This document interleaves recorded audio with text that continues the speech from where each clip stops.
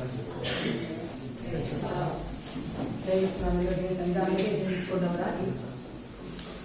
ಸತ್ಯವೇದಗಳ ಲೂಕನ ಸುವಾರ್ತೆ 1ನೇ ಅಧ್ಯಾಯ 57ನೇ ವಚನ ಇಟ್ಕೊಳ್ಳೋಣ.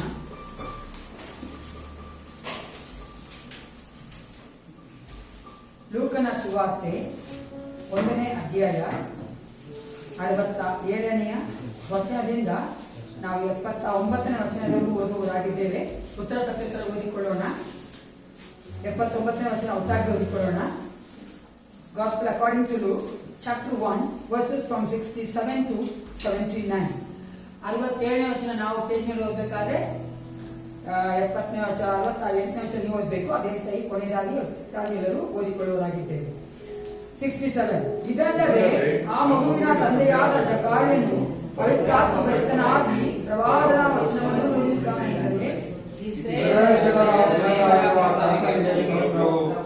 ಆತನು ಪೂರ್ವದಿಂದ ತನ್ನ ಶ್ರೀ ಪ್ರವಾದಿಗಳ ಬಾಯಿಂದ ತಾನು ಹೇಳಿದಂತೆ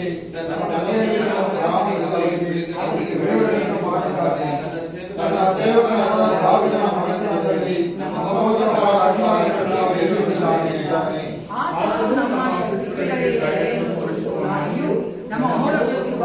ರಾಮನಿಗೆ ಪ್ರಮಾಣ ಮಾಡಿಕೊಟ್ಟ ತನ್ನ ಪರಿಶುದ್ಧವಾದ ಒಡಂಬಡಿಕೆಯನ್ನು ನೆನೆಸಿಕೊಳ್ಳುವನಾಗಿಯೂ ಇದ್ದು ನಮ್ಮ ವೈರಿಗಳಿಂದಲೂ ನಮ್ಮನ್ನು ದ್ವೇಷಿಸುವವರೆಲ್ಲರ ಕೈಯಿಂದಲೂ ನಮ್ಮನ್ನು ತಪ್ಪಿಸಿ ರಕ್ಷಿಸಿದ್ದಾನೆ. ಹೀಗೆ ನಾವು ನಮ್ಮ ವೈರಿಗಳ ಕೈಯಿಂದ ಬಿಡುಗಡೆ ಹೊಂದಿ ಭಯವಿಲ್ಲದವರಾಗಿದ್ದು ನಮ್ಮ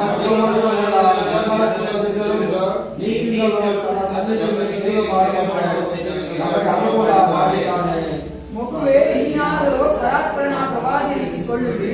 ನೀನು ಕರ್ತನ ಮುಂದೆ ಹೋಗಿ ಆತನ ಆದಿಗಳನ್ನು ಸಿದ್ಧ ಮಾಡುವವನಾಗಿಯೂ ನಮ್ಮ ದೇವರು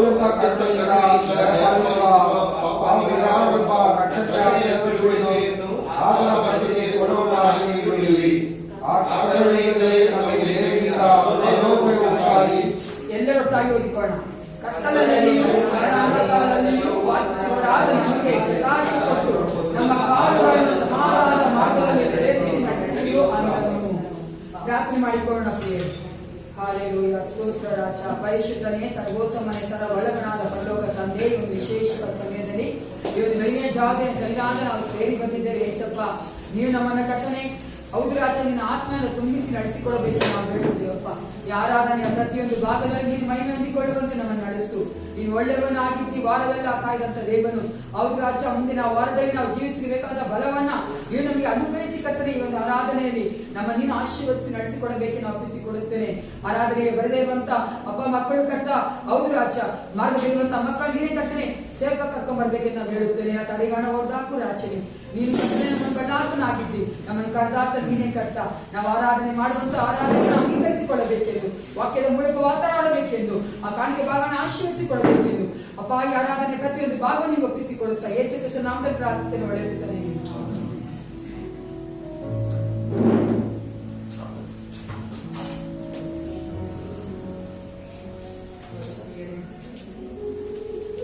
ಸಮಾಧಾನದಾಯಕನಾಗಿದ್ದಾನೆ.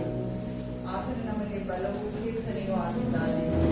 118ರಲ್ಲಿ ನಾವು ನೋಡುತ್ತೇವೆ, ನನ್ನ ಬಲವು ಕೀರ್ತನೆಯು ಯಾಹುವೇ, ಆತನಿಂದ ನನಗೆ ರಕ್ಷಣೆ ಉಂಟಾಯಿತು.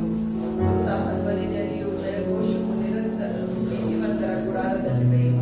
ಯೆಹೋವನ ಬಲಗೈ ಪರಾಕ್ರಮವನ್ನು ನಡೆಸುತ್ತದೆ. ಯೆಹೋವನ ಬಲಗೈ ಉನ್ನತವಾಗಿದೆ. ಯೆಹೋವನ ಬಲಗೈ ಪರಾಕ್ರಮವನ್ನು ನಡೆಸುತ್ತದೆ. ಅಥವಾ ನಾವು ನೋಡುತ್ತೇವೆ, ಮನೆ ಕಟ್ಟುವವರು ಬೇಡವೆಂದು ಬಿಟ್ಟವೆ, ಕಲ್ಲೇ ಮುಖ್ಯವಾದ ಮೂಲೆಗಲ್ಲಾಯಿತು. ಇದು ಯೆಹೋವನಿಂದಲೇ ಆಯಿತು. ನಮಗೆ ಆಶ್ಚರ್ಯವಾಗಿ ತೋರುತ್ತದೆ. ಹೌದು, ಕರ್ತನು ಮಾಡಿದಂತಹ ಕಾರ್ಯಗಳು ನಮಗೆ ಆಶ್ಚರ್ಯವಾಗಿ ತೋರುತ್ತದೆ ಪ್ರಿಯರೇ. ಏಕೆಂದರೆ ಆತನು ತನ್ನ ಬಲಗೈಯಿಂದ ಉನ್ನತವಾದ ಕಾರ್ಯಗಳನ್ನು ನಮ್ಮ ಜೀವಿತದಲ್ಲಿ ಮಾಡಿದ್ದಾನೆ. ಆತನ ಸನ್ನಿಧಾನದಲ್ಲಿ ಬಂದ ನಾವು ಕರ್ತನು ನೇಮಿಸಿದ ಈ ದಿನದಂದು ಆತನನ್ನು ಸಂತೋಷದಿಂದ ಸೇರಿಸುವವರಾಗಿ ಕರ್ತನು ನೇಮಿಸಿದ ಜಯದ ದಿನವಿದು ಎಂದು ಆನಂದಿಸುವ, ಹರ್ಷಿಸುವ ಎಂದು ನಾವು ಹಲ್ಲೆಲೂಯಾ ಎಂದು ಹಾಡಿ ಕರ್ತನನ್ನು ಸ್ತುತಿಸೋಣ.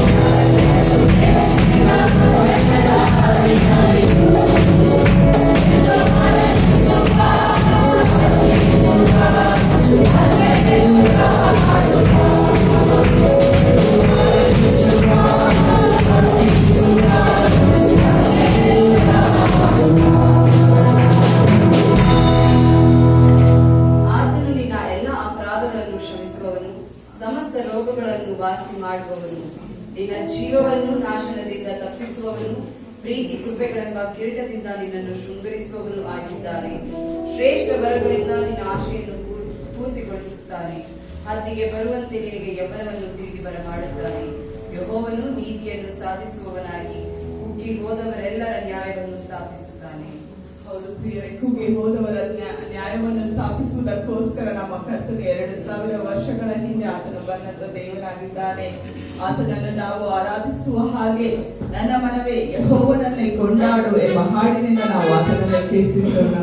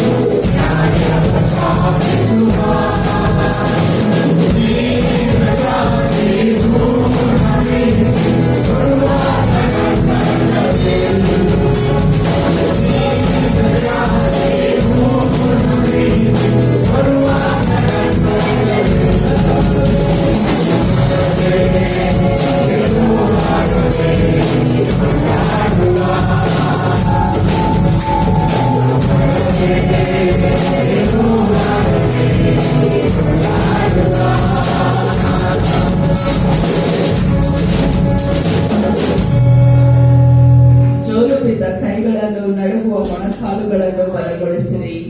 ಭಯಭ್ರಾಂತರದವರಿಗೆ ಬಲಗೊಳ್ಳಿರಿ, ಹೆದರಬೇಡಿರಿ. ಇಗೋ ನಿಮ್ಮ ದೇವರು ಮುಯಿ ತೀರಿಸುವುದಕ್ಕೂ ದೈವಿಕ ಪ್ರತಿಫಲವನ್ನು ಕೊಡುವುದಕ್ಕೂ ಬರುವನು. ತಾನೇ ಬಂದು ನಿಮ್ಮನ್ನು ರಕ್ಷಿಸುವನು ಎಂದು ಹೇಳಿರಿ. ಆಗ ಕುರುಡರ ಕಣ್ಣು ಕಾಣುವುದು, ಕಿವುಡರ ಕಿವಿ ಕೇಳುವುದು, ಕುಂಟನು ಜಿಂಕೆಯಂತೆ ಹಾರುವನು, ಮೂಕನ ನಾಲಿಗೆಯು ಹರ್ಷಧ್ವನಿಗೈಯುವುದು. ಅರಣ್ಯದಲ್ಲಿ ಒರತೆಗಳು ಉಂಟಾಗುವವು, ಒಣ ನೆಲದಲ್ಲಿ ನದಿಗಳು ಹುಟ್ಟಿ ಹರಿಯುವವು. ಹೌದು, ನಮ್ಮ ಕರ್ತನು ಬರುವಾಗ ಆತನು ಜೀವ ಜಲವಾಗಿ ಆತನು ಎಲ್ಲಾ ಕಡೆಯೂ ಅರಣ್ಯದಲ್ಲಿಯೂ ಸಹ ಆತನು ಒರತೆಗಳನ್ನು ಆತನು ಹರಿಸುವವನಾಗಿದ್ದಾನೆ. ಆತನು ನಮಗೆ ಎಲ್ಲದರ ಮೇಲೆ ಶಕ್ತಿ ಕೊಡುವಂತ ದೇವನಾಗಿದ್ದಾನೆ. ಆತನನ್ನು ನಂಬುವ ನಮ್ಮನ್ನು ಕರ್ತನು ಎಂದಿಗೂ ಕೈಬಿಡದೆ ನಮ್ಮ ವಿರೋಧಿಯಾದ ಸೈತಾನನ ವಿರುದ್ಧ ಆತನೇ ನ್ಯಾಯ ತೀರಿಸುವಂತ ದೇವನಾಗಿದ್ದಾನೆ. ಈ ಒಂದು ಸಮಯದಲ್ಲಿ ನಮ್ಮಲ್ಲಿ ಜೀವ ಜಲವನ್ನು ಉಂಟು ಮಾಡಿರುವ ಕರ್ತನನ್ನು ಸ್ತುತಿಸುವುದಕ್ಕಾಗಿ ಯೇಸುವೇ ನಾವು ನಿನ್ನ ಆಲಯ ಎಂಬ ಹಾಡಿನಿಂದ ಆತನನ್ನು ಸ್ತುತಿಸೋಣ.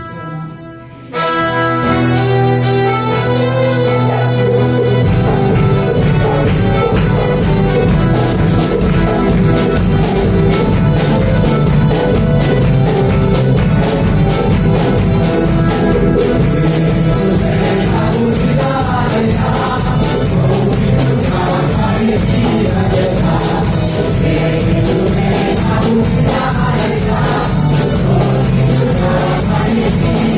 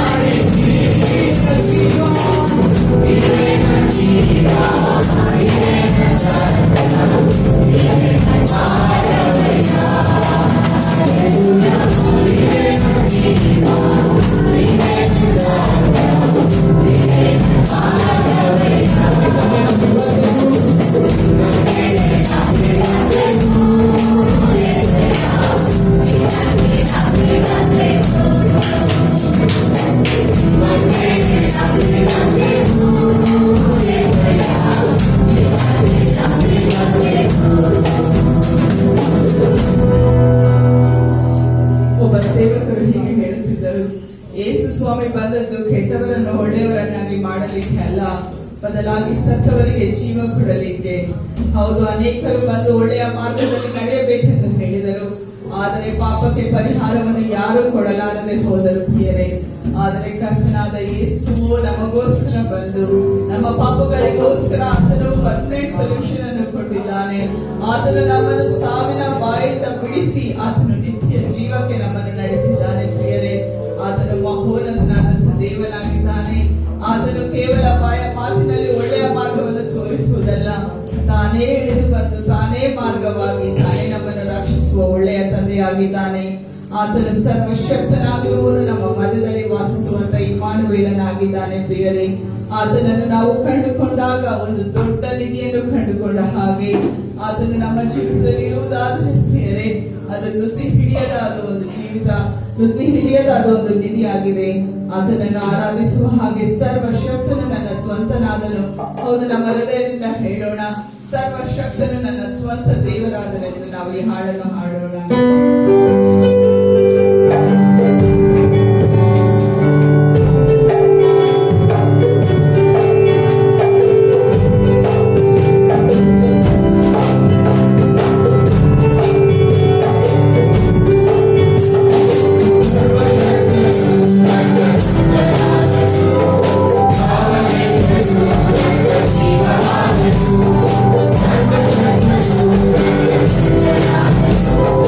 Sawa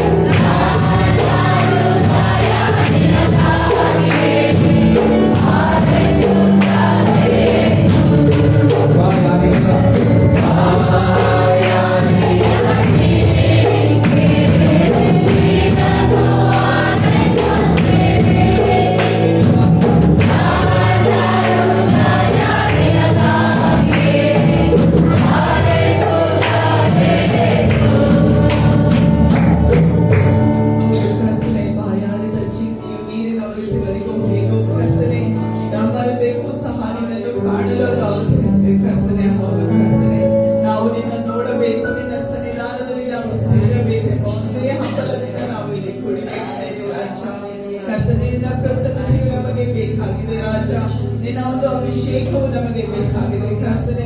ನಮ್ಮ ಎಲ್ಲಾ ಹೃದಯದ ಆಶೆಗಳನ್ನು ಪೂರೈಸುವಂತ ದೇವರು ನೀನಾಗಿದ್ದಿ ಕರ್ತನೆ. ಅದಕ್ಕಾಗಿ ನಿನಗೆ ಸ್ತೋತ್ರ ಕರ್ತನೆ.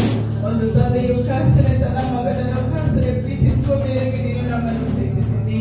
ನಮಗೆ ಇಟ್ಟುಕೊಂಡ ನಿನ್ನ ಆಲೋಚನೆಗಳು ಅದು ಮಹತ್ತಾದ ಆಲೋಚನೆಗಳಾಗಿರುವುದಕ್ಕಾಗಿ ನಿನಗೆ ಸ್ತೋತ್ರ. ಅವು ಹಿತದ ಆಲೋಚನೆಗಳಾಗಿರುವುದಕ್ಕಾಗಿ ನಾವು ನಿನಗೆ ಸ್ತೋತ್ರವನ್ನು ಸಲ್ಲಿಸ್ತೇವೆ ಕರ್ತನೆ.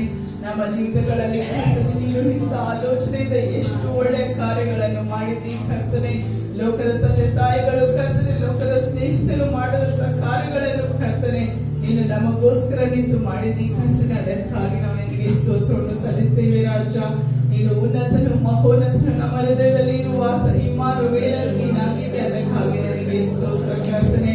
ಧನ್ಯವಾದ ದೇವರೇ ಕರ್ತನೆ. ನಿನ್ನನ್ನು ನಾವು ಕರ್ತನೆ ಪ್ರತಿಬಿಂಬಿಸುವ ಹಾಗೆ ನಮ್ಮ ಜೀವಿತಗಳು ಕರ್ತನೆ ಅದು ನಿನಗೆ ಸರಿ ಹೋಗಿ ಕರ್ತನೆ ನಿನ್ನ ಪ್ರಕಾರವಿರುವ ಹಾಗೆ ಕರ್ತನೆ ನಮ್ಮ ನೀನು ಪೋಷಿಸು ಕರ್ತನೆ. ಮುಂಬರುವ ವಾಕ್ಯ ಭಾಗವನ್ನು ನಿನ್ನ ಕೈಯಲ್ಲಿ ಅರ್ಪಿಸುತ್ತೇವೆ ಕರ್ತನೆ.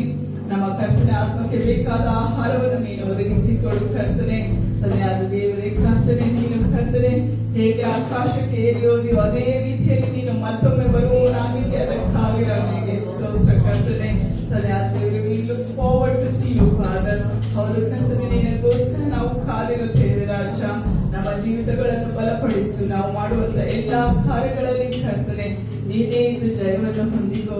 ನಮ್ಮ ಹಾಡುಗಳಲ್ಲಿಯೂ ನಮ್ಮ ಜ್ಞಾನದಲ್ಲಿಯೂ ಕರ್ತನೆ, ನಮ್ಮ ಮನಸ್ಸಿನ ಆಲೋಚನೆಗಳಲ್ಲಿಯೂ ನೀನೇ ರಾಜನಾಗಿ ಕರ್ತನೆ ಇಂದು ಸದಾ ಕಾಲವು ಆಳುತ್ತ ಕರ್ತನೆ ರಾಜಾದಿರಾಜನಾಗಿ ನಮ್ಮ ಮಧ್ಯದಲ್ಲಿರಬೇಕೆಂದು ನಮ್ಮ ಪ್ರಾರ್ಥನೆ ನಮ್ಮ ಕರ್ತರು ರಾಜರಾಗಿರುವ ಯೇಸು ಕ್ರಿಸ್ತನ ಹೆಸರಿನಲ್ಲಿ ಬೇಡಿಕೊಂಡಿದ್ದೇವೆ ಪ್ರಾರ್ಥನೆ.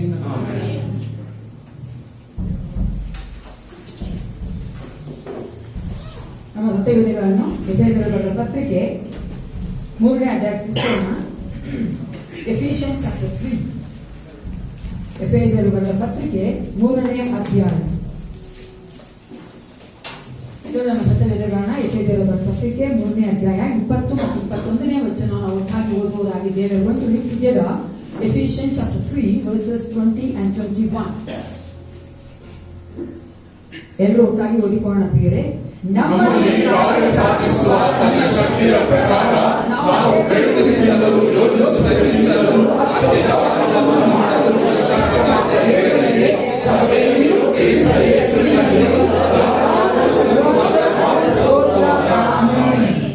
ದೇವರು ನಾವು ಕೇಳೋದಕ್ಕಿಂತಲೂ ಹೇಳೋದಕ್ಕಿಂತಲೂ ಯೋಚನೆಗಿಂತಲೂ ಅಧಿಕವಾಗಿ ಮಾಡುವ ದೇವನಾಗಿದ್ದಾನೆ. ಹಲ್ಲೆಲೂಯಾ. ಎಲ್ಲರೂ ಕೂತ್ಕೊಳ್ಳೋಣ. ಸಮಯದಲ್ಲಿ ಕಾಣಿಕೆ ಇರುವಾಗ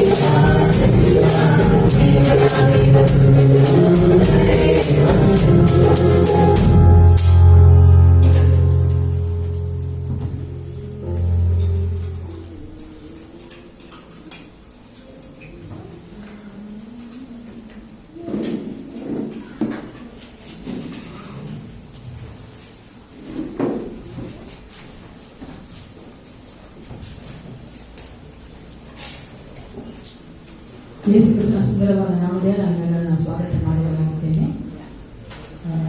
ಯೇಸು ನಮ್ಮನ್ನು ಪ್ರೀತಿ ಮಾಡಿ ಈ ಲೋಕಕ್ಕೆ ಆತನಿಗೆ ಬಂದಾಗ ನಾವು ಆತನ ಮಕ್ಕಳಾಗಿ ಆತನ ಪರಲೋಕಕ್ಕೆ ಏರಿ ಹೋಗಬೇಕೆಂಬ ಒಂದೇ ಉದ್ದೇಶದಿಂದ ಆತನೊಂದಿಗೆ ಸದಾಕಾಲ ಜೀವಿಸಬೇಕೆಂಬ ಒಂದೇ ಉದ್ದೇಶದಿಂದ ನಮಗಾಗಿ ಲೋಕಕ್ಕೆ ಎದ್ದು ಬಂದಿದ್ದಾರೆ. ಈ ಒಂದು ಸಮಯದಲ್ಲಿ ನಾವು ಕಾರ್ಯಗೋಸ್ಕರವಾಗಿ ಪ್ರಾರ್ಥನೆ ಮಾಡಿಕೊಳ್ಳೋಣ. ಸೈನ್ಯಗಳ ಕರ್ತನಾದ ಪರಲೋಕ ತಂದೆಯೇ ಒಂದು ಸಮಯಕ್ಕಾಗಿ ನಮಗೆ ಸ್ತೋತ್ರ ಉಂಟಾಗಲಿ. ದೇವಾ, ನಿನ್ನ ಒಂದು ರಾಜ್ಯಕ್ಕಾಗಿ ನಿನ್ನ ಸಭೆಗಾಗಿ ಕೊಟ್ಟಿರುವಂತಹ ಕಾರ್ಯಗಳನ್ನು ಆಶೀರ್ವದಿಸಬೇಕ. ಹೌದು ಸ್ವಲ್ಪ ನೀನೇನು ಆಲೋಚನೆ ಮಾಡಿಕೊಂಡಿದ್ಯೋ ಕರ್ತನೆ, ನಮ್ಮ ಸಭೆಯಲ್ಲಿ ಅವೆಲ್ಲ ಕಾರ್ಯಗಳು ನಡೆಯಬೇಕೆಂದು. ಹೌದು ಸ್ವಲ್ಪ ಸುವಾರ್ಥ ಕಾರ್ಯಕರ್ತನೆ, ಮಕ್ಕಳ ಮಧ್ಯದ ಸೇವೆ, ಸ್ವಲ್ಪ ಮಧ್ಯವರ್ತರ ಸೇವೆ, ರಾಜಾ ಕರ್ತಾದಿ ಕರ್ತನೆ, ಸಭೆಯ ಒಂದು ಮೇಂಟೆನೆನ್ಸ್ಗೆ ಎಲ್ಲದೂ ಕುರಿತ ನೀನು ಆಲೋಚನೆ ಮಾಡಿಟ್ಟಿದ್ಯೋ ಅದಕ್ಕಾಗಿ ನೀವೊಂದು ಹಣ ಪಡುವಂತೆ ನೀ ಕಾರ್ಯ ಮಾಡಬೇಕೆ ನಾನು ಒಪ್ಪಿಸಿಕೊಡುತ್ತೇನೆ.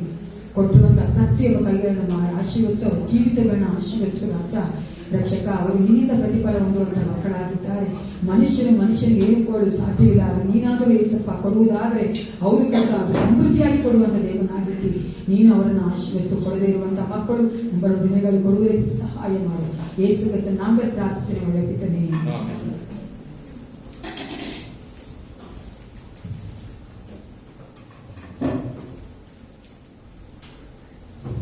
ಎಲ್ಲರೂ ಚೆನ್ನಾಗಿದ್ದೀರಾ?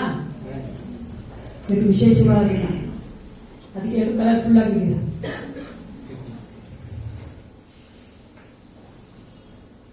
ದೇವರು ನಿಮ್ಮನ್ನ, ಯೇಸು ಕ್ರಿಸ್ತ ನಿಮ್ಮನ್ನ ಆಶೀರ್ವದಿಸಲಿ.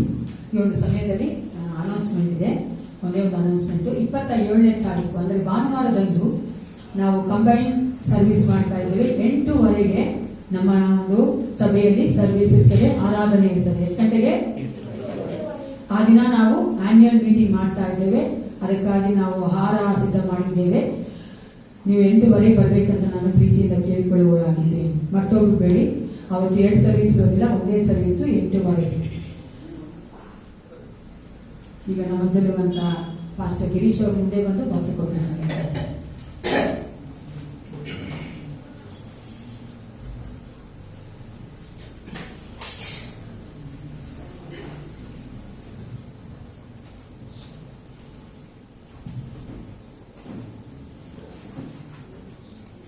Hallelujah. Praise the Lord. ನೀವು ಪಕ್ಕದಲ್ಲಿರೋ ವಿಶ್ ಮಾಡಿದ್ರೆ ಒಂದ್ಸರಿ ವಿಶ್ ಮಾಡ್ಬಿಡ್ರಿ. ಆಮೇಲೆ ಚರ್ಚ್ ಆದ್ಮೇಲೆ ಎಲ್ಲರೂ ಮನೆಗೆ ಹೋಗೋದು ಬಿಸಿ ಇರ್ತೀರ, ಅದಕ್ಕೆ ಒಂದ್ಸರಿ ವಿಶ್ ಮಾಡಿದ್ರೆ ಎಲ್ಲರೂ ಏನಂತ ವಿಶ್ ಮಾಡಿದ್ರಿ? Merry Christmas, happy Christmas. ಆಮೇಲೆ ಸ್ವಲ್ಪ ಜನ ಚೆನ್ನಾಗಿದ್ದೀರಾ ಅಂತ ಯಾರು ಕೇಳಿಲ್ವಾ? ಕೇಳ್ಬೇಕು ಫಸ್ಟ್. ನಾವು ಚೆನ್ನಾಗಿದ್ದೀರಾ, ಆಮೇಲೆ ಮೇರಿ ಕ್ರಿಸ್ಮಸ್ ಅಂತ ಹೇಳ್ಬೇಕು. ಇನ್ನೊಂದ್ಸರಿ ಹೇಳಿಲ್ಲ. ಇವಾಗ ನಗ್ತಾ ಇದ್ದಾರೆ ಎಲ್ಲರೂ, ಸ್ವಲ್ಪ ನಗ್ತಾ ಇದ್ದಾರೆ. ಓಕೆ, ಇವಾಗ ನಾವು ದೇವರ ವಾಕ್ಯವನ್ನು ಕೇಳೋದಕ್ಕಿಂತ ಮುಂಚಿತವಾಗಿ ನಾವೆಲ್ಲರೂ ಕಣ್ಣುಗಳನ್ನು ಮುಚ್ಚಿ ದೇವರ ಸಮ್ಮುಖದಲ್ಲಿ ಕೇಳಬೇಕು. ದೇವರಿಂದ ಕೇಳುವಂತ ವಾಕ್ಯ ನನ್ನ ಹೃದಯದಲ್ಲಿ ಬಿತ್ತಲ್ಪಟ್ಟದಾಗಿ ದೇವರ ಅದು 30ರಷ್ಟು 60ರಷ್ಟು 100ರಷ್ಟು ಫಲ ಕೊಡುವಂತ ರೀತಿಯಲ್ಲಿ ನೀವು ಕಾರ್ಯ ಮಾಡಿ ಎಂಬುದಾಗಿ ನಾವೆಲ್ಲರೂ ಪ್ರಾರ್ಥಿಸೋಣ. ಜೀವ ಸ್ವರೂಪನಾಗಿರುವಂತ ದೇವರೇ, ಅಪ್ಪ ಹೌದರ ಆಚ ನಿನ್ನ ವಾಕ್ಯಗಳು ಅದು ಸಜೀವವಾದದ್ದು ಸ್ವಾಮಿ, ಇಬ್ಬಾಯಿ ಕತ್ತಿಗಿಂತಲೂ ಹದವಾದ ಸ್ವಾಮಿ. ದೇವರ ಅದು ಕೀಲು ಮಂಚುಗಳನ್ನು ತೂರಿ ಹೋಗುವಷ್ಟು ಬಲವುಳ್ಳದಾಗಿದೆ ಎಂಬುದಾಗಿ ಸತ್ಯವೇದ ನಮಗೆ ಹೇಳುತ್ತೆ ಸ್ವಾಮಿ. ದೇವರ ಈ ದಿನ ನಿನ್ನ ಮಾತುಗಳನ್ನು ನಮಗೆ ದಯಪಾಲಿಸಿಕೊಡ್ರಿ. ದೇವರ ಈ ದಿನ ನಾವು ಕೇಳುವಂತ ವಾಕ್ಯಗಳಲ್ಲಿ ನಮ್ಮ ಜೀವಿತಗಳನ್ನ ದೇವರೇ, ನಮ್ಮ ಜೀವಿತಗಳನ್ನ ನಾವು ನೋಡಿಕೊಳ್ಳಿಕ್ಕೆ, ಸರಿ ಮಾಡಿಕೊಳ್ಳಿಕ್ಕೆ ನಮಗೆ ಸಹಾಯ ಮಾಡಿ.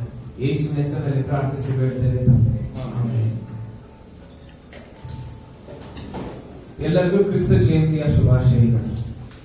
ಕನ್ನಡ ಸರಿ ಬಿಡೋಣ, ಕನ್ನಡ ಚರ್ಚೆ. ಓಕೆ, ಸರಿ. ಎಷ್ಟು ಜನಕ್ಕೆ ಇಲ್ಲಿ ಅಪೋಸ್ಟಲ್ಸ್ ಕ್ರೀಡ್ ಗೊತ್ತು? ಅಪೋಸ್ಟಲ್ಸ್ ಕ್ರೀಡ್ ಅಂತ ಹೇಳಿದ್ರೆ ಅಪೋಸ್ತಲರ ಪ್ರಾರ್ಥನೆ ಅಂತ ಕೂಡ ಹೇಳ್ತೀವಿ. ಅನೇಕ ಸಭೆಗಳಲ್ಲಿ ಇದನ್ನ ಹೇಳ್ತಾರೆ, ನಮ್ಮ ಸಭೆಯಲ್ಲಿ ನಾವು ಹೇಳೋದಿಲ್ಲ.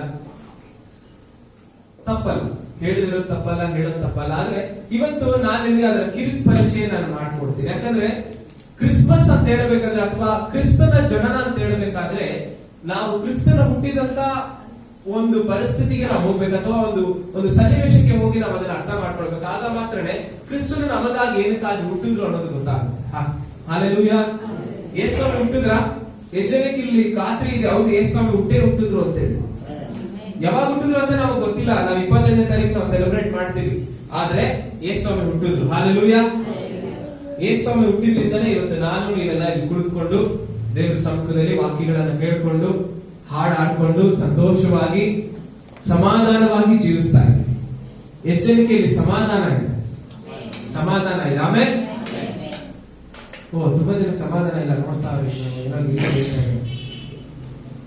ಯೇಸು ಸ್ವಾಮಿ ಹುಟ್ಟಿದ್ದು ಆತನ ಇನ್ನೊಂದು ಹೆಸರೇನು? ಸಮಾಧಾನದ ಪ್ರಭು. ಸಮಾಧಾನದ ಪ್ರಭು. ಆ ವಚನ ಓದೋಣ ನಾವೆಲ್ಲರೂ. ಯೆಶಾಯನ ಪ್ರವಾದನೆ ಗ್ರಂಥ 9ನೇ ಅಧ್ಯಾಯ ಅದರ 6 ಮತ್ತು 7ನೇ ವಚನ ಯಾರಾದ್ರೂ ಓದ್ರಿ. ಯೆಶಾಯನ ಪ್ರವಾದನೆ ಗ್ರಂಥ 9ನೇ ಅಧ್ಯಾಯ 6 ಮತ್ತು 7ನೇ ವಚನ. ಒಂದು ಮಗು ನಮಗಾಗಿ ಹುಟ್ಟಿದೆ ಅಷ್ಟೇ, ವರದ ಮಗನು ನಮಗೆ ದೊರೆತನು, ಆಡಳಿತವು ಆತನ ಬಾಹುವಿನ ಮೇಲಿರುವುದು. ಅದ್ಭುತ ಸ್ವರೂಪನು, ಆಲೋಚನಾಕರ್ತನು, ಪರಾಕ್ರಮಿಯಾದ ದೇವರು, ನಿತ್ಯನಾದ ತಂದೆ, ಸಮಾಧಾನದ ಪ್ರಭು ಎಂಬುವ ಅವನ ಹೆಸರು. ಅದ್ಭುತ ಸ್ವರೂಪನು, ಆಲೋಚನಾಕರ್ತನು, ನಿತ್ಯನಾದ ತಂದೆ, ಸಮಾಧಾನದ ಪ್ರಭು ಎಂಬುದು ಅವನ ಹೆಸರು ಅಂತ ದೇವರನ್ನ ನಾವು ಸ್ತುತಿಸ್ತಾ ಇದ್ದೀವಿ. ಹಲ್ಲೆಲೂಯಾ. ಕೊನೆಯ ವರ್ಷ ಅಂದ್ರೆ ಹಿಂದಿನ ವರ್ಷ ನಾನು ಜಾಕ್ಸನ್ ಮತ್ತೆ ಎವನಸ್ಟರೆಲ್ಲ ಸೇರಿ ಒಂದು ಕಾನ್ಸರ್ಟ್ ಮಾಡ್ಬೇಕಂದ್ರೆ ಒಂದು ಹಾಡ್ ಹೇಳ್ಬೇಕಂತ ಹೇಳಿದಾಗ ನಾನ್ ಜಾಕ್ಸನ್ ಅನ್ಕೊಂಡ್ವಿ ನಾವು ಒಂದು ಹಾಡ್ ಬರೆಯೋಣ ಕ್ರಿಸ್ಮಸ್ಗೆ, ಹಾಡ್ ಬರೆಯೋಣ ಅಂತ ಹೇಳಿ ನನಗೆ ತುಂಬಾ ಯೋಚನೆ ಮಾಡಿ ಶುರು ಮಾಡಿದೆ. ದೇವ್ರೆ ಏನ್ ಲಿರಿಕ್ಸ್ ಹಾಕೋದು, ಏನ್ ಹಾಕಿದ್ರು ಹಲ್ಲೆಲೂಯಾ, ಆಮೇಲೆ ಸ್ಟಾರು, ಬೆಳಕು, ನಕ್ಷತ್ರ, ದೇವದೂತರು ಇವರೇ ಇರ್ತಾರಲ್ಲ, ಏನ್ ಮಾಡೋದು ಅಂತ ಯೋಚನೆ ಮಾಡ್ತಾನೆ ಏನು ಬರ್ಲಿಲ್ಲ. ನಾಳೆ ಪ್ರಾಕ್ಟೀಸ್ ಇದೆ, ಇವತ್ತು ನಾವು ರೆಡಿ ಆಗ್ಬೇಕು. ನಾನು ಕೆಲ್ಸಕ್ಕೆ ಹೋಗ್ತಾ ಇದ್ದೆ, ರಾಮಯ್ಯ ಹಾಸ್ಪಿಟಲ್ ಕೆಲ್ಸಕ್ಕೆ ಹೋಗ್ತಾ ಇದ್ದೆ. ಅಲ್ಲಿ ಹೋಗ್ಬೇಕಾದ್ರೆ ದೇವರು ಒಂದು ವರ್ಡ್ ಕೊಟ್ಟರು ನನಗೆ. ಆ ವರ್ಡ್ ಇಂದ ಫುಲ್ ಸಾಂಗ್ ಬಂತು. ಆ ವರ್ಡ್ ಬಂದ್ಬಿಟ್ಟು ವಿಮೋಚನಾರ್ಥ ಅಂತ ಹೇಳಿ. ವಿಮೋಚನೆಗೆ ನಿಜವಾದ ಅರ್ಥ ಯೇಸು ಸ್ವಾಮಿ ಅಂತ ಹೇಳಿ. ವಿಮೋಚನೆ ಅಂದ್ರೆ ಏನು? ಮನುಷ್ಯರಿಗೆ ಬೇಕಾದ ಒಂದು ವಿಮೋಚನೆಗೆ ಅರ್ಥ ಯೇಸು ಸ್ವಾಮಿ ಮಾತ್ರವೇ ಕೊಟ್ಟರು ಅನ್ನೋದು ಆ ವರ್ಡ್ ನ ದೇವರ ತಲೆಗೆ ತಂದ್ರು. ಆ ಒಂದು ಪದದಿಂದ ನಾವೊಂದು ಸಾಂಗ್ ನ ಬರಲಿಕ್ಕಾಯ್ತು. ನಾನೇನು ಕೇಳ್ತಾ ಇದ್ದೀನಿ ಅಂತ ಹೇಳಿದ್ರೆ, ಅನೇಕ ಬಾರಿ ಕ್ರಿಸ್ತನ ಜನನವನ್ನ ನಾವು ಒಂದು ನಕ್ಷತ್ರಕ್ಕೋ ಅಥವಾ ಒಂದು ಕೇಕ್ಕೋ ಒಂದು ಒಳ್ಳೆ ಬಟ್ಟೆಗೋ ಅಥವಾ ಯಾರಿಗೋ ಒಂದು ಸಹಾಯ ಮಾಡೋದಕ್ಕೋ ಒಳಗಡೆ ಹಾಕ್ಬಿಡೋದನ್ನ ನಾವು ಮುಚ್ಚಿಬಿಡ್ತೀವಿ. ಆದ್ರೆ ಅದರ ಅರ್ಥ ಅದಲ್ಲ. ಯೇಸುಸ್ವಾಮಿ ಹುಟ್ಟಿದ ನಿಜವಾದ ಅರ್ಥ ನಮ್ಗೆ ವಿಮೋಚನೆ ಪ್ರಾರಂಭವಾಯಿತು ಅಂತೇಳಿ, ನಿತ್ಯದ ದಾರಿ ಪ್ರಾರಂಭವಾಯಿತು ಅಂತೇಳಿ, ನಿತ್ಯ ಜೀವದ ನಿರೀಕ್ಷೆ ಪ್ರಾರಂಭವಾಯಿತು ಅಂತೇಳಿ ಅಲ್ವಾ? ನಾನು ಯಾವಾಗ್ಲೂ ಹೇಳ್ತಾ ಇರ್ತೀನಿ, ಮನುಷ್ಯನನ್ನ ದೇವರು ಸೃಷ್ಟಿ ಮಾಡಿ ಪಾಪ ಮಾಡಿದಾಗ ಅವನನ್ನ ನಾಶ ಮಾಡಿ ಇನ್ನೊಬ್ಬ ಮನುಷ್ಯನ ಸೃಷ್ಟಿ ಮಾಡಬಹುದಾಗಿತ್ತು. ಆದ್ರೆ ದೇವರ ಪ್ರೀತಿ ಹೆಂಗಿದೆ ನೋಡ್ರಿ, ಆ ಮನುಷ್ಯನನ್ನ ನಾಶ ಮಾಡದೆ ಅವನಿಗೋಸ್ಕರ ತಾನೇ ಇಳಿದು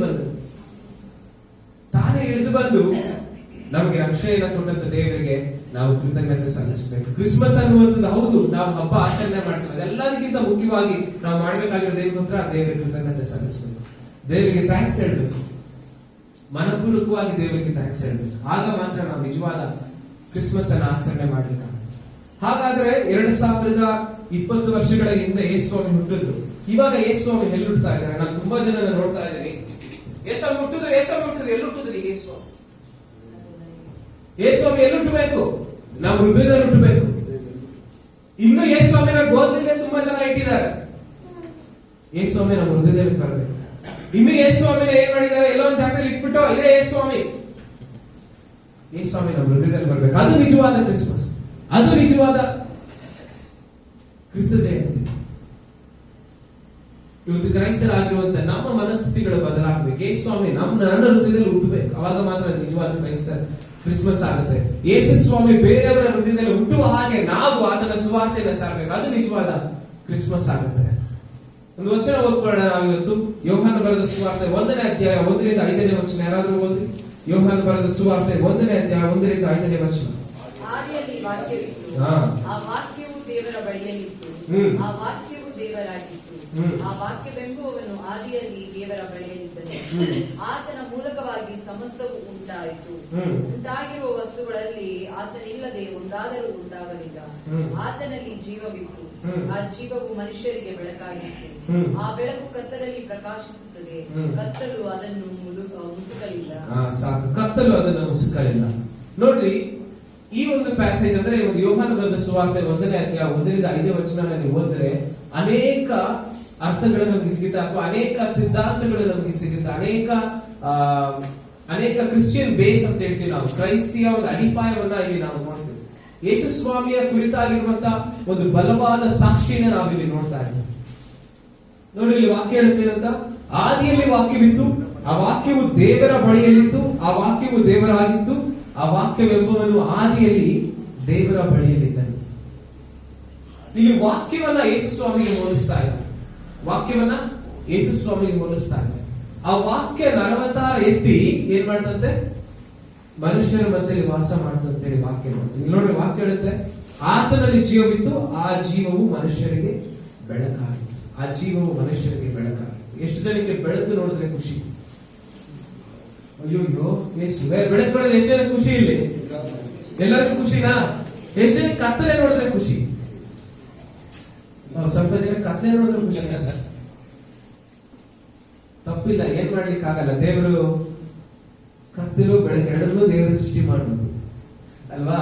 ಹಾಗಾದ್ರೆ ನಾವು ಬೆಳಕನ್ನ ನೋಡಿದ್ರೆ ಖುಷಿ ಆಗುತ್ತೆ. ಬೆಳಕನ್ನ ನೀವು ನೋಡಿದಾಗ ನಮ್ಮ ಮೈಂಡ್ ಅಲ್ಲಿ ಇರುವಂತಂದ್ರೆ ನಮ್ಮ ಮೈಂಡಲ್ಲಿರುವಂತ ಕೆಲವೊಂದು ಅಂಶಗಳು ಚುರುಕಾಗುತ್ತಂತೆ. ಏನಾಗುತ್ತೆ? ಆಕ್ಟಿವೇಟ್ ಆಗುತ್ತೆ. ಬೆಳಕನ್ನು ನೋಡಿದ ತಕ್ಷಣ ಆಕ್ಟಿವ್ ಆಗುತ್ತೆ ನಮ್ಮ ಮೆದುಳು, ನಮ್ಮ ಮೈಂಡ್ ಆಕ್ಟಿವ್ ಆಗುತ್ತೆ. ಅದಕ್ಕೋಸ್ಕರನೇ ಚಿಕ್ಕ ಮಕ್ಳಿಗೆ ನೋಡ್ರಿ, ಸ್ನಾನ ಮಾಡಿಸಿದ್ಮೇಲೆ ಏನ್ ಮಾಡ್ತಾರೆ? ತಗೊಂಬಂದು ಏನ್ ಮಾಡ್ತಾರೆ? ಸ್ನಾನ ಮಾಡಿಸ್ತಾರೆ, ಎತ್ಕೊಂಡು ಮಲಗಿಸ್ಬಿಡ್ತಾರ. ಏನ್ ಮಾಡ್ತಾರೆ? ಬಿಸಿಲು ಬರ್ತದ ಅಂತ ಫಸ್ಟ್ ನೋಡ್ತಾರೆ ಸ್ನಾನ ಮಾಡ್ಸಕ್ಕಿಂತ ಮುಂಚೆ. ಸ್ನಾನ ಮಾಡಿಸಿದ್ಮೇಲೆ ಎತ್ಕೊಂಡ್ಬಂದು ಬಿಸಿಲಲ್ಲಿ ಸ್ವಲ್ಪ ಕೂರಿಸ್ಕೊಂತಾರೆ ಮಗುನ. ಯಾಕೆ? ಆ ಬಾಡಿಗೆ ವಿಟಮಿನ್ ಡಿ ಬೇಕು. ಅದ್ರ ಜೊತೆಲಿ ಆ ಬೆಳಕನ್ನ ನೋಡಿದಾಗ ಮಗುವಿನ ಮನಸ್ಸು ಆಕ್ಟಿವ್ ಆಗುತ್ತೆ. ಮಗು ಎಲ್ಲವನ್ನ ಕಲ್ತ್ಕೊಳ್ಳಿಕ್ಕೆ ಪ್ರಾರಂಭ ಮಾಡುತ್ತೆ. ಆಯ್ತಾ? ಅದಕ್ಕೋಸ್ಕರ ಬೆಳಕು ತುಂಬಾ ಮುಖ್ಯ. ಒಬ್ಬ ಮನುಷ್ಯನ ಕತ್ತಲೆ ಕೊನೆಯಲ್ಲಿ ಹಾಕಿಟ್ಬಿಟ್ರೆ ಒಂದು ಸತ್ತೋಗ್ತಾರೆ, ಇಲ್ಲ ಬುದ್ಧಿ ಮಾಂದ್ಯನಾಗ್ಬಿಡ್ತಾನೆ, ಅಂದ್ರೆ ಮೆಂಟಲ್ ಆಗ್ಬಿಡ್ತಾನೆ. ಕತ್ತಲ್ ಆಗ್ಬಿಟ್ರೆ ಏನಾಗ್ತಾನೆ? ಒಂದು ಸತ್ತೋಗ್ತಾನೆ, ಇಲ್ಲ ಇನ್ನೊಂದು ಮೆಂಟಲ್ ಆಗ್ಬಿಡ್ತಾನೆ. ಅದಕ್ಕೋಸ್ಕರ ಬೆಳಕು ಅನ್ನೋದು ತುಂಬಾ ಮುಖ್ಯ. ಇಲ್ಲಿ ನೋಡ್ರಿ, ನಾನು ಹೇಳಿದಾಗ ನಿಮ್ಗೆ ಇವತ್ತು ವಾಕ್ಯದಲ್ಲಿ ನಾವು ನೋಡ್ತಾ ಇದ್ದೀವಿ, ಆ ವಾಕ್ಯವು ನರವತಾರ ಐತಿ ನಮ್ಮ ಮಧ್ಯದಲ್ಲಿ ವಾಸ ಮಾಡುತ್ತೆ. ಇಂಗ್ಲಿಷ್ ಅಲ್ಲಿ ನಾವು ಇನ್ಕರ್ನೇಷನ್ ಅಂತ ಹೇಳ್ತೀವಿ. ಇನ್ಕರ್ನೇಷನ್ ಅಂದ್ರೆ ದೇವರು ತನ್ನ ಸ್ವರೂಪವನ್ನು ಬದಲಾಯಿಸಿಕೊಂಡು ಮನುಷ್ಯರಿಗೋಸ್ಕರ ಮನುಷ್ಯನಾಗಿ ಬಂದದನ್ನ ನಾವು ನೋಡ್ತಾ ಇದ್ದೀವಿ. ಅದಕ್ಕೆ ನಾನು ಮೊದಲೇ ಹೇಳಿದೆ ನಿಮ್ಗೆ ಅಪೋಸ್ಟಲ್ಸ್ ಕ್ರೀಡ್ ಬಗ್ಗೆ. ನಾನು ಓದ್ತೀನಿ ಒಂದ್ಸರಿ ಅಪೋಸ್ಟಲ್ಸ್ ಕ್ರೀಡ್ ಏನಂತ ಹೇಳಿ ಎಲ್ಲರೂ ನೋಡ್ಕೊಂಡು. ಅಪೋಸ್ಟಲ್ಸ್ ಕ್ರೀಡ್ ಹೀಗೆ ಶುರುವಾಗುತ್ತೆ. I believe in God the Father Almighty, creator of heaven and earth. ಕನ್ನಡದಲ್ಲಿ ಕೂಡ ಹೇಳ್ತೀನಿ. I believe in Jesus Christ, his only Son our Lord, who was conceived by the Holy Spirit, born of Virgin Mary, suffered under Pontius Pilate, was crucified, died and buried. He descended into death. On the third day he rose again. He ascended to heaven and is seated on the right hand of the Father. He who come again to judge the living and the dead. I believe in the Holy Spirit. I believe in Holy Church. I believe in the communion of saints, of forgiveness of sin and resurrection of the body and life everlasting. Amen. ಇಲ್ಲಿ ನೋಡಿದ್ರೆ ಕನ್ನಡದಲ್ಲಿ ಹೆಂಗಿದೆ? ನಾನು ತಂದೆಯಾದ ದೇವರನ್ನ ನಂಬ್ತೀನಿ, ಮತ್ತೆ ತಂದೆಯಾದ ದೇವರು ಈ ಭೂಮಿ ಆಕಾಶಗಳನ್ನ ಸೃಷ್ಟಿ ಮಾಡಿದ್ರು ಅಂತೇಳಿ ನಂಬ್ತೀನಿ. ಯೇಸು ಕ್ರಿಸ್ತನು, ನಮ್ಮ ರಕ್ಷಕನಾದ ಯೇಸು ಕ್ರಿಸ್ತನನ್ನ ನಾನು ನಂಬ್ತೀನಿ. ಆತನು ಪವಿತ್ರಾತ್ಮನಿಂದ ಗರ್ಭಧರಿಸಿ ಕನ್ಯಾ ಮರಿಯಳ ಒಂದು ಉದರದಲ್ಲಿ ಜನಿಸಿದನು ಅಂತೇಳಿ ನಾನು ನಂಬ್ತೀನಿ. ಆತನು ಶಿಲ್ಬೆಗೆ ಹಾಕಿಸಲ್ಪಟ್ಟು ಸತ್ತು ಹೂಣಲ್ಪಟ್ಟು ಮೂರನೇ ದಿನ ಎದ್ದು ಪರಲೋಕದಲ್ಲಿ ಹೋಗಿ ತಂದೆಯ ಬಲಭಾಗದಲ್ಲಿ ಕುಳಿತಿದ್ದಾನೆ. ಆತನು ಮತ್ತೆ ಬರ್ತಾನೆ. ಆತನು ಜೀವಿತರಿಗೂ ಸತ್ತವರಿಗೂ ನ್ಯಾಯವನ್ನ ತೀರ್ಪಿಸ್ತಾನೆ. ಅದಕ್ಕೋಸ್ಕರವಾಗಿ ನಾನು ಆತನನ್ನು ನಂಬ್ತೀನಿ. ಅದೇ ರೀತಿಯಾಗಿ ನಾನು ಪವಿತ್ರ ಆತ್ಮನನ್ನು ನಂಬ್ತೀನಿ, ಸಭೆಯನ್ನ ನಂಬ್ತೀನಿ, ಕರ್ತನ ಭೋಜನ ಸಂಸ್ಕಾರವನ್ನು ನಂಬ್ತೀನಿ, ಮತ್ತೆ ಪಾಪ ನಿವೇದನೆ, ಪಾಪ ಪರಿಹಾರವಾಗೋದನ್ನ ನಾನು ನಂಬ್ತೀನಿ, ಮತ್ತೆ ಪುನರುತ್ಥಾನವನ್ನು ನಾನು ನಂಬ್ತೀನಿ, ಮತ್ತೆ ನಿತ್ಯ ಜೀವನ ನಾನು ನಂಬ್ತೀನಿ ಅಂತೇಳಿ ಇದು ಅಪೊಸ್ತಲರ ಪ್ರಾರ್ಥನೆ ಅಂತೇಳಿ ನಾವು ಹೇಳ್ತೀವಿ. ಇದನ್ನ ಏನಕ್ಕೆ ಹೇಳಿದೆ ನಿಮಗೆ ಅಂತ ಹೇಳಿದ್ರೆ, ಅನೇಕ ಜನ ಯೇಸು ಕ್ರಿಸ್ತನ ಜನನವನ್ನ ಸರಿಯಾಗಿ ಅರ್ಥ ಮಾಡ್ಕೊಳ್ಳೆ ಇರ್ಲಿಕ್ಕೆ ಕಾರಣ ಇದನ್ನ ಸರಿಯಾಗಿ ಅರ್ಥ ಮಾಡ್ಕೊಂಡಿಲ್ಲ, ಅಥವಾ ಸತ್ಯವೇದವನ್ನ ಸರಿಯಾಗಿ ಅರ್ಥ ಮಾಡ್ಕೊಂಡಿಲ್ಲ. ಯೇಸು ಕ್ರಿಸ್ತನ ಜನನ ಅನ್ನುವಂಥದ್ದು ಇಟ್ಸ್ ಎ ಸೂಪರ್ ನ್ಯಾಚುರಲ್ ಬರ್ತ್. ಅದು ಎಲ್ಲ ಮನುಷ್ಯರು ಹುಟ್ಟಿದ ಹಾಗಲ್ಲ. ಒಂದು ಹೆಣ್ಣು ಒಂದು ಗಂಡು ಸೇರಿದಾಗ ಒಂದು ಮಗು ಉದ್ಭವ ಆಗುತ್ತೆ.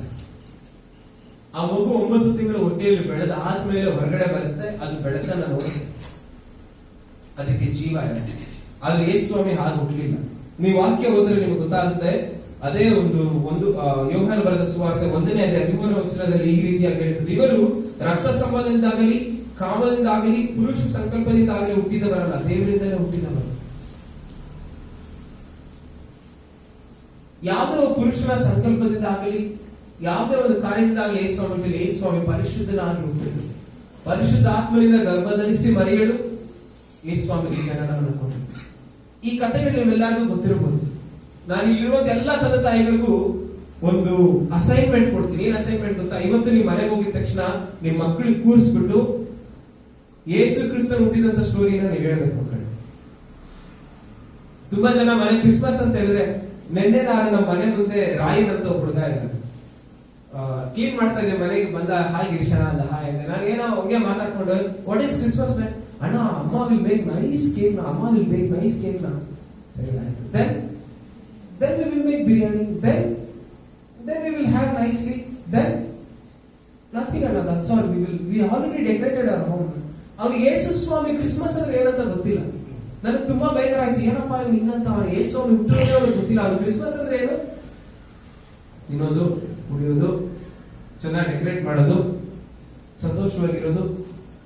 ಇವತ್ತು ನೀವು ತಿನ್ನೋದಕ್ಕಿಂತ ಮುಂಚೆ, ಕುಡಿಯೋದಕ್ಕಿಂತ ಮುಂಚೆ, ಏನ್ ಮಾಡೋದಕ್ಕಿಂತ ಮುಂಚೆ ನಿಮ್ಮ ಮಕ್ಕಳಿಗೆ ಯೇಸು ಕ್ರಿಸ್ತನ ಜನನದ ಸುವಾರ್ತೆಯನ್ನು ಸಾರಿ. ಇವತ್ತು ತಂದೆ ತಾಯಿಗಳಿಗೆ ನಾನು ಕೊಡ್ತಾ ಇರೋ ಜವಾಬ್ದಾರಿ, ಸಭೆಯಿಂದ ನೀವು ಇದನ್ನು ಮಾಡ್ಬೇಕು. ಎಲ್ಲ ಮಕ್ಕಳಿಗೆ ಹೇಳ್ತೀರಲ್ಲ ತಂದೆ ತಾಯಿಗಳು, ದೊಡ್ಡವರಾಗ್ಲಿ ಚಿಕ್ಕವರಾಗ್ಲಿ, ಕೂರಿಸಿ ಒಂದು 5 ನಿಮಿಷ ಪರವಾಗಿಲ್ಲ, ಹೇಳ್ರಿ ಅವ್ರಿಗೆ ಯೇಸು ಸ್ವಾಮಿ ಏನಕ್ಕೆ ಹುಟ್ಟಿದ್ರು, ಹೆಂಗ್ ಹುಟ್ಟಿದ್ರು, ಎಲ್ಲಿ ಹುಟ್ಟಿದ್ರು ಎಲ್ಲ ಹೇಳ್ರಿ. ಸಂಡೇ ಸ್ಕೂಲ್ ಅಲ್ಲಿ ಹೇಳ್ಕೊಡ್ತಾರೆ, ಹೌದು ನಿಜ. ಆದ್ರೆ ನೀವು ಕೂಡ ಮನೇಲಿ ಹೇಳ್ಕೊಡ್ಬೇಕು. Christian education starts from home, not from Sunday school. ಕ್ರೈಸ್ತಿಯ ಶಿಕ್ಷಣ ಅನ್ನುವಂಥದ್ದು ಮನೆಯಿಂದ ಪ್ರಾರಂಭವಾಗಬೇಕು. ಅದನ್ನ ನೀವು ಮಾಡಿ, ಓಕೆನಾ? ಎಷ್ಟು ಜನ ಮಾಡ್ತೀರಾ ಮನೆಗೆ ಹೋಗಿ? ಓಕೆ, ಇವಾಗ ನಾವು ನೋಡೋಣ. ಯೇಸು ಕ್ರಿಸ್ತನ ಜನನ ನಮಗೆ 3 ಕಾರ್ಯಗಳನ್ನ ತಂದು ಕೊಡ್ತು. ಅದೇನಂತ ನೋಡೋಣ. ಮೊದಲನೇದಾಗಿ ಯೋಹಾನ ಬರೆದ ಸುವಾರ್ತೆ 1ನೇ ಅಧ್ಯಾಯ ಅದರ 3ನೇ ವಚನ 4ನೇ ವಚನ ಯಾರಾದ್ರೂ ಓದ್ರಿ. ಆತನ ಮೂಲಕ ಸಮಸ್ತವು ಉಂಟಾಯಿತು, ಉಂಟಾಗಿರುವ ವಸ್ತುಗಳಲ್ಲಿ ಆತನಿಲ್ಲದೆ ಒಂದಾದರೂ ಉಂಟಾಗಲಿಲ್ಲ. ಆತನಲ್ಲಿ ಜೀವವಿದ್ದು ಆ ಜೀವವು ಮನುಷ್ಯರಿಗೆ ಬೆಳಕಾಗಿತ್ತು. ಆ ಬೆಳಕು ಕತ್ತಲಲ್ಲಿ ಪ್ರಕಾಶಿಸುತ್ತದೆ. ಕತ್ತಲು ಅದನ್ನು ಮುಸುಕಲಿಲ್ಲ. Hallelujah, hallelujah. ಯೇಸು ಸ್ವಾಮಿ ಜನಿಸಿದಂತ ಒಂದು ಉದ್ದೇಶ ನಮ್ಮನ್ನ ಕತ್ತಲೆಯಿಂದ ಬೆಳಕಿನಲ್ಲಿ ನಡೆಸಬೇಕು. ಎಷ್ಟು ಜನಕ್ಕೆ light of the world you came to darkness ಆಗುತ್ತೆ? ನಾವು ತುಂಬಾ ಸರಿ ಹಾಡ್ತೀವಿ, light of the world you came down into darkness. ಈ ಲೋಕದಲ್ಲಿ ಕತ್ತಲೆ ಅನ್ನೋದಿತ್ತು. ಆ ಕತ್ತಲೆನ ಹೋಗಲಾಡಿಸಬೇಕಂತ ಹೇಳಿದ್ರೆ ಒಂದು ಪ್ರಜ್ವಲಿಸುವಂತ ಬೆಳಕು ಬೇಕಾಗಿತ್ತು. ಅದು ಯಾವುದೇ ಮನುಷ್ಯನಿಂದ ಸಾಧ್ಯವಾಗ್ತಿರ್ಲಿಲ್ಲ, ಯಾವುದೇ ಒಂದು ವ್ಯಕ್ತಿಯಿಂದ ಸಾಧ್ಯವಾಗ್ತಿರ್ಲಿಲ್ಲ. ಅದಕ್ಕೋಸ್ಕರವಾಗಿ ದೇವರೇನ್ ಮಾಡಿದ್ರು, ತಾನೇ ಮನುಷ್ಯನ ರೂಪವನ್ನು ಧರಿಸಿಕೊಂಡವನಾಗಿ ಬೆಳಕಾಗಿ ನಮ್ಮ ಮಧ್ಯದಲ್ಲಿ ಹುಟ್ಟಿದಾಗ ಯೇಸುವಿಗೆ ರಾಯಲ್ ಟ್ರೀಟ್ಮೆಂಟ್ ಇಲ್ಲ. ಎಲ್ಲಾ ಕಡೆ ತೊಂದರೆಗಳು. ನೋಡ್ರಿ, ಯೇಸುಸ್ವಾಮಿ ಹುಟ್ಟಿದಾಗ ಏನೇ ತೊಂದರೆ ಆಯ್ತು? ಮೊದಲನೇದಾಗಿ ಮರಿಯಳ ಗರ್ಭ ಧರಿಸಿದ್ರು. ಯೋಸೇಫನ ಯೋಚನೆ ಮಾಡಿ ಶುರು ಮಾಡಿದ, ಯಾರಿಗೂ ತಿಳಿಯದ ಹಾಗೆ ಮರಿಯಳನ್ನ ನಾನು ಹುಟ್ಟಿದ್ದೆ. ಯೋಚನೆ ಮಾಡಿ, ಒಂದು ಹೆಣ್ಮಗು ಅಥವಾ ಒಂದು ಸ್ತ್ರೀ ಮದುವೆ ಆಗದೇನೆ, ಗಂಡನನ್ನ ಕೂಡದೇನೆ ಗರ್ಭಿಣಿ ಆದ್ರೆ ಏನಂತಾರೆ ನಮಗೆ? ಈಗಿನ ಕಾಲದಲ್ಲಿ ನಾರ್ಮಲ್ ಆಗಿಬಿಟ್ಟಿದ್ದಾರೆ. ಆದ್ರೆ ಯಹೂದ್ಯರ ಪದ್ಧತಿಯ ಪ್ರಕಾರ ಹಂಗೇನಾರ ಆದ್ರೆ ಏನ್ ಮಾಡ್ತಾ ಇರ್ಬೇಕಾ? ಕಲ್ಲು ಹೊಡೆದು ಸಾಯಿಸ್ತಾ ಇದ್ರು. ಯಾವ್ದ್ರಲ್ಲಿ ಸಾಯಿಸ್ತಾ ಇದ್ರು? ಕಲ್ಲು ಹೊಡೆದು ಸಾಯಿಸ್ತಾ ಇದ್ರು. ಅಂತ ಪರಿಸ್ಥಿತಿಯಲ್ಲಿ ಮರಿಯಳು ಹಾರಬಹುದು. ಯೇಸುಸ್ವಾಮಿ ಹುಟ್ಟಬೇಕಾದ್ರೆ ಕಾನೇಶ್ವರಿ ಶುರುವಾಯ್ತು, ಸೆನ್ಸಸ್ ಶುರುವಾಯ್ತು. ತಗೋ, ಯೋಸೇಫ ಮರಿಯಳು ಇಬ್ರು ಹೋಗ್ಬೇಕಾಗಿತ್ತು. ತುಂಬು ಗರ್ಭಿಣಿ ಮರಿಯಳನ್ನ ತೆಗೆದುಕೊಂಡು ಹೋಗ್ಬೇಕಾಗಿತ್ತು. ಕರ್ಕೊಂಡು ಹೋದ, ಅಲ್ಲಿ ಸ್ಥಳ ಇಲ್ಲ. ಒಂದು ಗರ್ಭಿಣಿಗೆ, ತುಂಬು ಗರ್ಭಿಣಿಗೆ ಸ್ಥಳ ಇಲ್ಲ.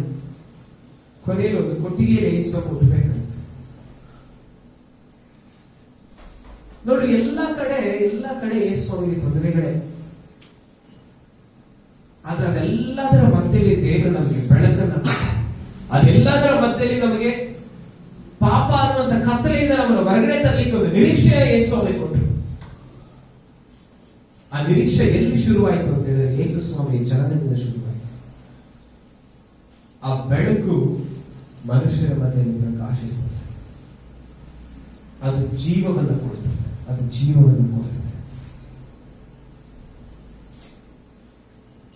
ಒಂದು ಗಿಡ ಬೆಳಿಬೇಕಂತ ಹೇಳಿದ್ರೆ ಅದಕ್ಕೆ ಸೂರ್ಯನ ಬೆಳಕು ತುಂಬಾ ಮುಖ್ಯ.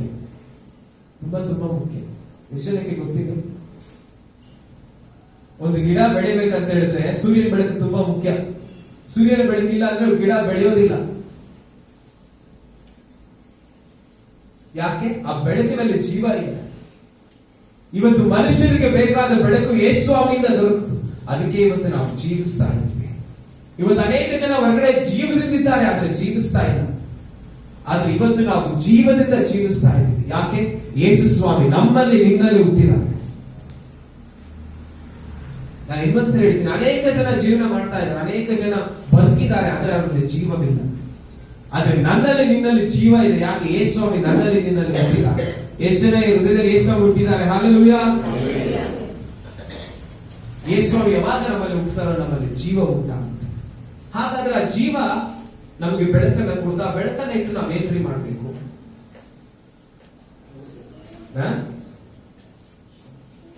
ಯೇಸುಸ್ವಾಮಿ ಒಂದು ಸಾಮ್ಯವನ್ನು ಹೇಳ್ತಾರೆ.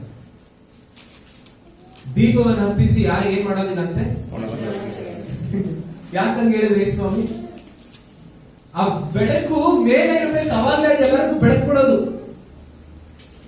ಆ ಬೆಳಕನ್ನ ನಾವು ಒಳಗಡೆ ಮುಚ್ಚಿಟ್ರೆ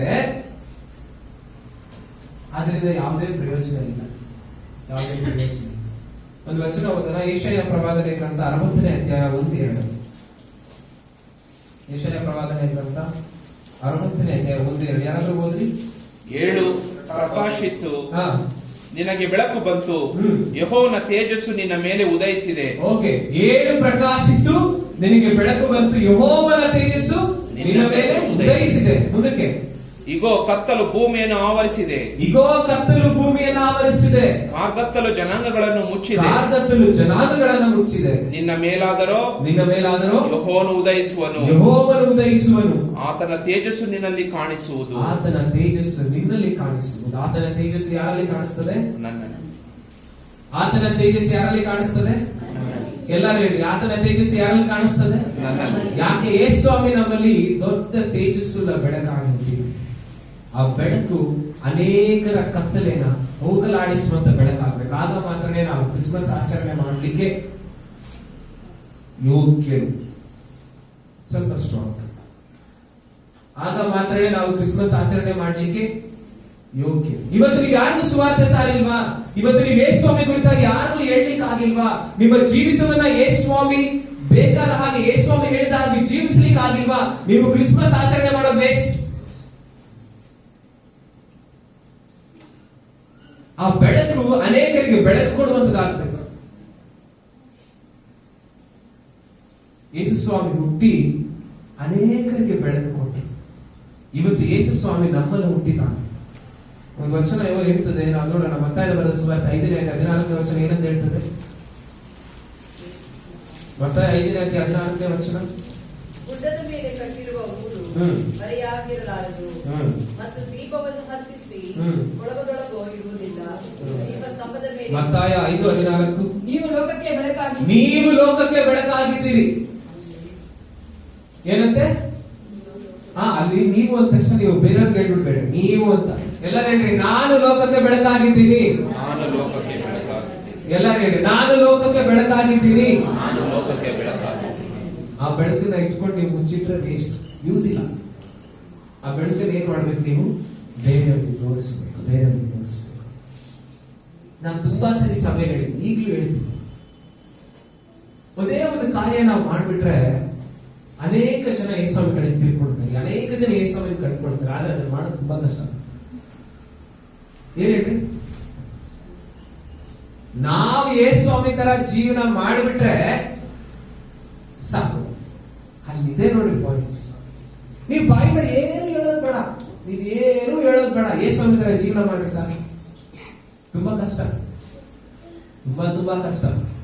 ಯೇಸುಸ್ವಾಮಿ ತರ ಜೀವನ ಮಾಡೋದು ತುಂಬಾ ಕಷ್ಟ. ಆದ್ರೆ ಆ ರೀತಿಯಾಗಿ ಮಾಡಿದ್ರೆ ನೀವು ಜೀವನನೇ ಒಂದು ಸುವಾರ್ತೆ ಆಗಿ ಮಾಡ್ತೀರಿ.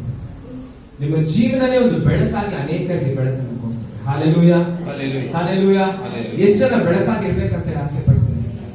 ಎಷ್ಟು ಜನ ಬೆಳಕಾಗಿರ್ಬೇಕಂತ ಆಸೆ? ನೋಡಿ, ಅನೇಕ ಸಾರಿ ನಾವು ಅನ್ಕೊಂತೀವಿ ಸುವಾರ್ತೆ ಅಂತ ಹೇಳಿದ ತಕ್ಷಣ ನಾವು ಹೋಗಿ ಯಾರಿಗೆ ಯೇಸುಸ್ವಾಮಿನ ಕಂಡ್ಕೊಂಡಿಲ್ವೋ ಅವ್ರಿಗೆ ಸುವಾರ್ತೆ ಸಾರಬೇಕು ಅಂತ. ಅಲ್ಲ, ಸುವಾರ್ತೆ ಅನ್ನುವಂಥದ್ದು ನೀನು ನಿನ್ನ ಮನೆಯಲ್ಲಿ ಸಾರಬೇಕು. ಸುವಾರ್ತೆ ಅನ್ನುವಂಥದ್ದು ನೀನು ನಿನ್ನ ಸಭೆಯಲ್ಲಿ ಸಾರಬೇಕು. ಸುವಾರ್ತೆ ಅನ್ನುವಂಥದ್ದು ನೀನಿರುವ ಕಡೆ ಸಾರಬೇಕು. ಅದಕ್ಕೆ ಅಪೊಸ್ತಲರ ಕೃತ್ಯಗಳಲ್ಲಿ ಒಂದು ವಾಕ್ಯ ಹೇಳುತ್ತೆ, ನೀವು ಹೊರಟು ಹೋಗಿ ಏನ್ ಮಾಡ್ರಿ? ಮೊದಲು ಎಲ್ಲಿ ಅಂತೆ? ಯೆರೂಸಲೇಮಿನಲ್ಲಿಯೂ ಯುದಾಯ ಸಮಾನ ಸೀಮೆಗಳಲ್ಲಿಯೂ, ಆಮೇಲೆ ಲೋಕದ ಕಟ್ಟಕಡೆ ಸುವಾರ್ತೆ ಸಾರಿ. ಫಸ್ಟ್ ನಾವಿರೋ ಜಾಗ ಸರಿ ಮಾಡ್ಕೊಳ್ಳೋಣ, ಆಮೇಲೆ ಬೇರೆ ಜಾಗಕ್ಕೆ ಹೋಗೋಣ.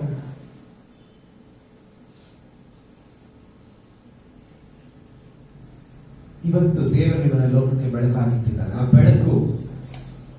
ಬೆಳಕು ನಂದಿ ಹೋಗೋದಕ್ಕಿಂತ ಮುಂಚೆ ಅನೇಕರನ್ನ ಆ ಬೆಳಕಿನ ಕಡೆಗೆ ಆಕರ್ಷಿಸಿ ದೇವರು ನಮಗೆ ಕೊಟ್ಟಿರುವಂತಹ ಒಂದು ಉದ್ದೇಶ ಅದು. ಯೇಸುಸ್ವಾಮಿ ಹುಟ್ಟಿದಂತ ಉದ್ದೇಶ ಅದು. ಎರಡನೇ ಉದ್ದೇಶ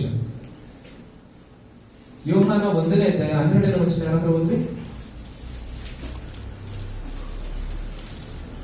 ಯೋಹಾನ 1:12. ಯಾರ್ಯಾರು ಆತನನ್ನು ಅಂಗೀಕರಿಸಿದರೋ, ಅಂದರೆ ಆತನ ಹೆಸರಿನಲ್ಲಿ ನಂಬಿಕೆ ಇಟ್ಟರು, ಅವರಿಗೆ ದೇವರ ಮಕ್ಕಳಾಗುವ ಅಧಿಕಾರ ಕೊಟ್ಟರು. ಓಕೆ, ಇಲ್ಲಿ ಏನ್ ಹೇಳ್ತದೆ? ಯಾರ್ಯಾರು ಆತನನ್ನ ಅಂಗೀಕರಿಸಿದರೋ, ಆತನ ಹೆಸರಿನಲ್ಲಿ ನಂಬಿಕೆ ಇಟ್ಟರೋ, ಅವರಿಗೆ ದೇವರ ಮಕ್ಕಳಾಗುವ ಅಧಿಕಾರ ಕೊಟ್ಟರು. ನೋಡ್ರಿ, ಆದಿಕಾಂಡದಿಂದ ನೀವು ಮಲಾಕಿವರೆಗೂ ನೋಡ್ಬೇಕಂತ ಹೇಳಿದ್ರೆ ದೇವ್ರು ಹೇಳ್ತಾರೆ, ನೀವು ನನ್ನ ಜನರು, ನಾನ್ ನಿಮ್ಮಲ್ಲಿ, ನೀವು ನನ್ನ ಜನರು, ನೀವು ನನ್ನ ಸ್ವಕೀಯ ಜನರು, ನಾನು ನಿಮ್ಮ ದೇವರು. ನೀವು ನನ್ನ ಸ್ವಕೀಯ ಜನರು, ನಾನು ನಿಮ್ಮನ್ನು ಆದುಕೊಳ್ಳುತ್ತ ದೇವರು. ಯಾಕೋ ವಂಶದವರೇ, ಸೇನಾಧೀಶ್ವರನಾದ ಯೆಹೋವ ಹೀಗೆ ಅಂತಾನೆ. ಆದ್ರೆ ಹೊಸ ಒಡಂಬಡಿಕೆಯಲ್ಲಿ ಬಂದಾಗ ಯೇಸುಸ್ವಾಮಿ ನಮ್ಮ ಮನೇಲಿ ಏನ್ ಮಾಡಿದ್ರು ಗೊತ್ತಾ? ದೇವ್ರನ್ನ ಅಪ್ಪ ಅಂತ ಕರೆಯೋ ತರ ಮಾಡಿದ್ರು. ನೋಡಿ, ದೇವರಿಗೂ ಅಪ್ಪ ಆಗೋ ತುಂಬಾ ವ್ಯತ್ಯಾಸ ಇದೆ. ದೇವರಿಗೂ ಅಪ್ಪ ಆಗೋ ತುಂಬಾ ವ್ಯತ್ಯಾಸ ಇದೆ. ಮೊದಲನೇದಾಗಿ ದೇವ್ರು ಅಂತ ಹೇಳಿದ್ರೆ ನಾವು ಭಯಭಕ್ತಿಯಿಂದ ಹೋಗ್ತೀವಿ. ಭಯಭಕ್ತಿಯಿಂದ ಏನ್ ಮಾಡ್ತೀವಿ? ಅಯ್ಯೋ ದೇವ್ರೇನಾರು ಮಾಡ್ಬಿಡ್ತಾರೆ, ಅಯ್ಯೋ ಭಯ. ಆದ್ರೆ ಅಪ್ಪನ ಹತ್ರ ಹೋಗ್ಬೇಕಾದ್ರೆ ನಾವು ಹೇಗೆ ಹೋಗ್ತೀವಿ? ಪ್ರೀತಿ ಗೌರವದಿಂದ ಹೋಗ್ತೀವಿ. ಆ ಪ್ರೀತಿ ಗೌರವನೇ ಅನೇಕ ಕಾರ್ಯಗಳನ್ನ ಮಾಡುತ್ತೆ. ಇವತ್ತು ತಂದೆಯಾದ ದೇವರನ್ನ ಯೇಸು ಕ್ರಿಸ್ತನ ಮೂಲಕವಾಗಿ ನಾವೇನ್ ಹೇಳ್ತೀವಿ? ಅಪ್ಪ ಅಂತ ಹೇಳಿ ಕರಿತೀವಿ. ಅಪ್ಪ ಅನ್ನೋ ಪದದಲ್ಲಿ ತುಂಬಾ ಬಲ ಇದೆ, ತುಂಬಾ ಶಕ್ತಿ ಇದೆ. ದೇವರನ್ನ ನಾವು ಅಪ್ಪ ಅಂತ ಕರೀಲಿಕ್ಕೆ ಸಾಧ್ಯವಾಗಿದೆ ಹೇಗೆ ಗೊತ್ತಾ? ಯೇಸು ಕ್ರಿಸ್ತನ ನಮಗೋಸ್ಕರ ಹುಟ್ಟಿದ್ರಿಂದ ಮಾತ್ರ. ಯಾವ ಮನುಷ್ಯರಿಂದಲೂ ಅದನ್ನ ಮಾಡ್ಲಿಕ್ಕೆ ಆಗಲ್ಲ. ಯಾವ ಮನುಷ್ಯನ ಕೈಯಲ್ಲೂ ಆ ರೀತಿಯಾದ ಒಂದು ಕಾರ್ಯವನ್ನ ಮಾಡ್ಲಿಕ್ಕೆ ಆಗಲ್ಲ. ಬದಲಾಗಿ ದೇವರು ತನ್ನನ್ನು ತಾನು ಮನುಷ್ಯ ರೂಪನಾಗಿ ತೆಗೆದುಕೊಂಡು ನಮ್ಮ ಮಧ್ಯೆ ವಾಸ ಮಾಡಿ ತಂದೆಯಾದ ದೇವರು ನಾವು ಅಪ್ಪ ಅಂತ ಹೇಳಿ ಕರೆಯುತ್ತಾರೆ. 1 ಯೋಹಾನ 3ನೇ ಅಧ್ಯಾಯ 1ನೇ ವಚನ. ಆದ ಮೊದಲನೇ ಲೈನ್ ಮಾತ್ರ ನಾವು ಓದೋಣ. 1 ಯೋಹಾನ 3ನೇ ಅಧ್ಯಾಯ 1ನೇ ವಚನ. 1 ಯೋಹಾನ 3ನೇ ಅಧ್ಯಾಯ 1ನೇ ವಚನ. ದೇವರ ಮಕ್ಕಳೆಂಬ ಹೆಸರನ್ನು ನಮಗೆ ಕೊಡುವುದರಲ್ಲಿ ತಂದೆಯು ಎಂತ ಪ್ರೀತಿಯನ್ನು ನಮ್ಮ ಮೇಲೆ ಇಟ್ಟಿದ್ದಾನೆ ನೋಡಿರಿ. ಸಾಕು. ದೇವರ ಮಕ್ಕಳೆಂಬ ಹೆಸರನ್ನು ಕೊಡುವುದರಲ್ಲಿ ತಂದೆಯಾದ ದೇವರು ಎಂತ ಪ್ರೀತಿಯನ್ನು ಇಟ್ಟಿದ್ದಾನೆ ನೋಡಿ. ಎಂತ ಪ್ರೀತಿಯನ್ನು ದೇವರು ಇಟ್ಟಿದ್ದಾನೆ ನೋಡಿ. ಆದಮ ಅವಳಿಗೆ ದೇವರು ತಂದೆಯಾಗಿ ಕಾಣಿಸ್ತಾ ಇದ್ರು. ಆದಾಮ ಅವಳಿಗೆ ದೇವರು ತಂದೆಯಾಗಿ ಕಾಣಿಸ್ತಾ ಇದ್ರು. ಆದ್ರೆ ಯಾವಾಗ ಪಾಪ ಮಾಡಿದ್ರು, ದೇವರು ಮನುಷ್ಯನಿಂದ ದೂರ ಹೋಗಿ ದೇವರಾಗಿ ಒಂದು ಸ್ಥಾನದಲ್ಲಿ ಕುಳಿತುಕೊಂಡ್ರು. ಆ ಪಾಪ ನಿನ್ನನ್ನ ದೇವರಿಂದ ತುಂಬಾ ದೂರ ಕರ್ಕೊಂಡೋದ್ರು. ಎಷ್ಟು ದೂರ? ದೇವರಿಗೆ ಭಯ ಪಡುವಂತ ರೀತಿಯಲ್ಲಿ, ದೇವರ ಹತ್ತಿರಕ್ಕೆ ಹೋದ್ರೆ ದೇವರು ಸಂಹರಿಸುವಂತ ರೀತಿಯಲ್ಲಿ ಮಾಡಿಬಿಡ್ತು. ಆದ್ರೆ ಯೇಸು ಕ್ರಿಸ್ತನನ್ನುವಂತ ಪ್ರೀತಿಯಿಂದ ತಂದೆಯಾದ ದೇವರು ನಮ್ಮನ್ನ ಮಕ್ಕಳಾಗಿ ತೆಗೆದುಕೊಂಡ್ರು. ಆ ಪ್ರೀತಿ ಬರಲಿಲ್ಲ ಅಂತ ಹೇಳಿದ್ರೆ, ಆ ಪ್ರೀತಿ ಹುಟ್ಟಲಿಲ್ಲ ಅಂತ ಹೇಳಿದ್ರೆ, ಆ ಪ್ರೀತಿ ನನ್ನನ್ನ ನೆನೆಸ್ಕೊಂಡು ಈ ಮೂಲಕಕ್ಕೆ ಬರಲಿಲ್ಲ ಅಂತ ಹೇಳಿದ್ರೆ ಇನ್ನು ನಾವು ಹಾಗೆ ಇರ್ತಾ ಇದ್ವಿ. ಯಾರು ಇಲ್ಲಿ ಬಂದು ಕುಳಿತುಕೊಳ್ತಾ ಇಲ್ಲ. ದೇವರ ಮುಂದೆ ತಪ್ಪು ಮಾಡಿದ್ರು ಕೂಡ, ಪಾಪ ಮಾಡಿದ್ರು ಕೂಡ ಬಂದು ಕುಳಿತುಕೊಳ್ಳುವಂತ ಒಂದು ಪರಿಸ್ಥಿತಿನೇ ಬರ್ತಾ ಇರ್ಲಿಲ್ಲ. ದೇವರು ನಮ್ಗೆ ತುಂಬಾ ದೂರ ಇದೆ. ಇವತ್ತು ನಾನು ನೀವು ದೇವರನ್ನ ಅನುಭವಿಸ್ತಾ ಇದ್ದೀನಿ. ನಾನು ನೀವು ದೇವರ ಸ್ವರಗಳನ್ನ ಕೇಳಿಸ್ಕೊಳ್ತಾ ಇದ್ದೀನಿ ಅಂತ ಹೇಳಿದ್ರೆ that's only because of Jesus Christ. ಅದು ಯೇಸು ಕ್ರಿಸ್ತನಿಂದ ಮಾತ್ರನೇ, ಆತನು ಹುಟ್ಟಿದ್ರಿಂದ ಮಾತ್ರನೇ ಆಯ್ತು. ಆತನು ಹುಟ್ಟಿದ್ರಿಂದ ನಾವು ಅಪ್ಪ ತಂದೆ ಅನ್ನುವಂತ ಒಂದು ಕರೆಯುವಂತ ಒಂದು ಹಂಗಿನಲ್ಲಿ ನಾವು ಜೀವಿಸ್ತಾ ಯೇಸು ಕ್ರಿಸ್ತನು ನನ್ನನ್ನು ಪ್ರೀತಿ ಮಾಡಿ ತನ್ನನ್ನು ತಾನು ಒಪ್ಪಿಸಿಕೊಟ್ಟಿದ್ರಿಂದ ಮಾತ್ರನೇ ಹಾಗಾಯಿತು.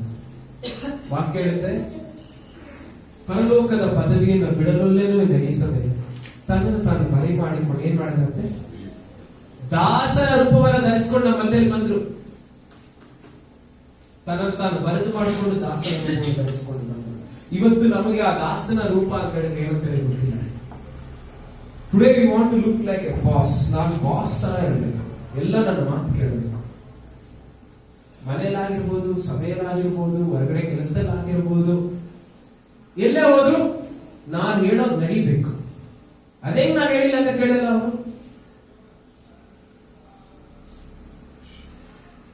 ಯೇಸು ಸ್ವಾಮಿ ಜೀವನ ಶೈಲಿಯನ್ನು ನಾವು ಧ್ಯಾನ ಮಾಡಿದ್ರೆ ನಮ್ಗೆ ಗೊತ್ತಾಗುತ್ತೆ. ಯೇಸು ಸ್ವಾಮಿ ಒಂದಿನ ಕೂಡ ನಾನೇ ಬಾಸ್ ಅಂತ ಹೇಳಿಲ್ಲ, ನಾನು ಹೇಳ್ದಂಗೆ ಕೇಳು ಅಂತ ಹೇಳಿಲ್ಲ. ಎಲ್ಲ ವಿಷಯಗಳಲ್ಲಿ ದೇವರ ದಾಸನ ರೂಪವನ್ನು ನಡೆಸಿಕೊಂಡು ಕೊನೆಯಲ್ಲಿ ಶಿಲುಬೆ ಮೇಲೆ ಕೂಡ ತನ್ನನ್ನು ಒಪ್ಪಿಸಿಕೊಟ್ಟು, ಸಂಪೂರ್ಣವಾಗಿ ಒಪ್ಪಿಸಿಕೊಟ್ಟು, ಅದಕ್ಕೋಸ್ಕರವಾಗಿ ನಾನು ಇಲ್ಲಿ ಕೂತ್ಕೊಂಡು ದೇವರ ವಾಕ್ಯವನ್ನು ಹೇಳ್ತಾ ಇದ್ದೀನಿ. ಅದೇ ಯೋಹಾನ 1ನೇ ಅಧ್ಯಾಯ 14ನೇ ವಚನ. ಇನ್ನೊಬ್ರು ಯಾರಾದ್ರೂ ಓದ್ರಿ. ಯೋಹಾನ 1ನೇ ಅಧ್ಯಾಯ 14ನೇ ವಚನ. ಆ ವಾಕ್ಯವೆಂಬವನು ನರವತಾರ ಎತ್ತಿ ನಮ್ಮ ಮಧ್ಯದಲ್ಲಿ ವಾಸ ಮಾಡಿದನು. ನಾವು ಆತನ ಮಹಿಮೆಯನ್ನು ನೋಡಿದೆವು. ಆ ಮಹಿಮೆಯು ತಂದೆಯ ಬಳಿಯಿಂದ ಬಂದ ಒಬ್ಬನೇ ಮಗನಿಗೆ ಇರತಕ್ಕ ಮಹಿಮೆ. ಆತನು ನರವತಾರ ಎತ್ತಿ ನಮ್ಮ ಮಧ್ಯದಲ್ಲಿ ವಾಸ ಮಾಡಿದನು. ಅಲ್ಲಿ ಕೊನೆ ಹೇಳ್ತಾ ಆ ಮಹಿಮೆಯು ತಂದೆಯಾದ ದೇವರಿಗೆ ಇರತಕ್ಕ ಮಹಿಮೆ. ಅಂತ ಮಹಿಮೆಯನ್ನ ನಾವು ಈ ಭೂಲೋಕದಲ್ಲಿ ಅನೇಕ ಜನರು ಕಂಡು ಇವತ್ತು ನಾವು ಅನುಭವಿಸ್ತಾ ಇದ್ದೀವಿ. ನೋಡ್ರಿ, ನೀವು ಮತ್ತಾಯ ಬರೆದ ಸುವಾರ್ತೆ 1ನೇ ಅಧ್ಯಾಯದಲ್ಲಿ ನೀವು ಓದಿದ್ರೆ ಅಲ್ಲಿ ಅಬ್ರಹಾಮನಿಂದ ದಾವೀದನವರೆಗೂ ಜೀನಿಯಾಲಜಿ ಬರೆದಿದ್ದಾರೆ. ಮತ್ತು ದಾವೀದನಿಂದ ಯೇಸು ಕ್ರಿಸ್ತನವರೆಗೂ ಜೀನಿಯಾಲಜಿ. ಇದೆಲ್ಲವನ್ನ ನಾವು ಗಮನಿಸಿ ನೋಡ್ಬೇಕಾದ್ರೆ ದೇವರು ಯಾವ ರೀತಿಯಾಗಿ ಅಲ್ಲಿ ಕಾರ್ಯ ಮಾಡಿದ್ರು ಅಂತ ಹೇಳಿ ನಾವು ಗೊತ್ತಾಗುತ್ತೆ. ಅನೇಕ ಜನ ಮತ್ತಾಯ ಬರೆದ ಸುವಾರ್ತೆ 1ನೇ ಅಧ್ಯಾಯ ಓದೋದೇ ಇಲ್ಲ. ಯಾಕೆ ಬರೀ ಹೆಸರುಗಳು ಬ್ರದರ್, ಅದು ಏನು ಓದೋದು? ಅದನ್ನ ನೀವು ಕರೆಕ್ಟ್ ಆಗಿ ಓದಿ ಅರ್ಥ ಮಾಡ್ಕೊಂಡ್ರೆ ನಿಮ್ಗೆ ಗೊತ್ತಾಗುತ್ತೆ ಅದರಲ್ಲಿ ಎಷ್ಟು ಅರ್ಥ ಇದೆ. ದೇವರು ಯಾವ ರೀತಿಯಾಗಿ ತನ್ನ ಜನರಿಗೋಸ್ಕರವಾಗಿ, ನಮಗೋಸ್ಕರವಾಗಿ ದಾರಿಯನ್ನ ಸಿದ್ಧ ಮಾಡಿದ್ರು. ಅಬ್ರಹಾಮನನ್ನು ಆಯ್ಕೆ ಮಾಡಿಕೊಂಡು ಅಬ್ರಹಾಮನ ಮೂಲಕವಾದ ಒಂದು ಸಂತತಿಯನ್ನು ಸೃಷ್ಟಿ ಮಾಡಿ ದಾವೀದನ ಹುಟ್ಟಿದ. ದಾವೀದನ ತಲೆಮಾರಿನಿಂದ ದೇವರು ಯೇಸು ದೇವರ ಯೋಚನೆಗಳನ್ನ ನಾವಲ್ಲಿ ನೋಡುವುದು. ದೇವರ ಪ್ರೀತಿ ಅನ್ನುವಂಥದ್ದು ಒಂದೆರಡು ದಿನಕ್ಕಿದ್ದು ಮಾಯ ಆಗೋದಲ್ಲ. ಬೈಬಲ್ ಸೃಷ್ಟಿಯಾಗಿ ಎಷ್ಟು ವರ್ಷ ಆಯ್ತು, ಅಷ್ಟು ವರ್ಷದಿಂದ ನಾವು ದೇವರ ಪ್ರೀತಿನ ಓದ್ತಾನೆ ಇದ್ದೀವಿ. ಆ ಪ್ರೀತಿ ಅನ್ನುವಂಥದ್ದು ಅನಾದಿ ಕಾಲದಿಂದ, ಭೂಮಿ ಉಂಟಾಗಿಂತ ಮುಂಚೆ, ಆಕಾಶ ಉಂಟಾಗಿಂತ ಮುಂಚೆ ಆ ಪ್ರೀತಿ ಹಾಗೆ ಇದೆ, ಈಗಲೂ ಹಾಗೆ ಇದೆ. ಆ ಪ್ರೀತಿಯಿಂದಲೇ ನಾವು ಜೀವಿಸ್ತಾ ಇದ್ದೀವಿ. ಆ ಪ್ರೀತಿ ಏನ್ ಮಾಡ್ತಂತೆ? ನರವತಾರ ವ್ಯಕ್ತಿ ನಮ್ಮಲ್ಲಿ ವಾಸ. ಆ ಪ್ರೀತಿಗೆ ನಾವು ಏನ್ ಕೊಡ್ಬೇಕಾಗುತ್ತೆ?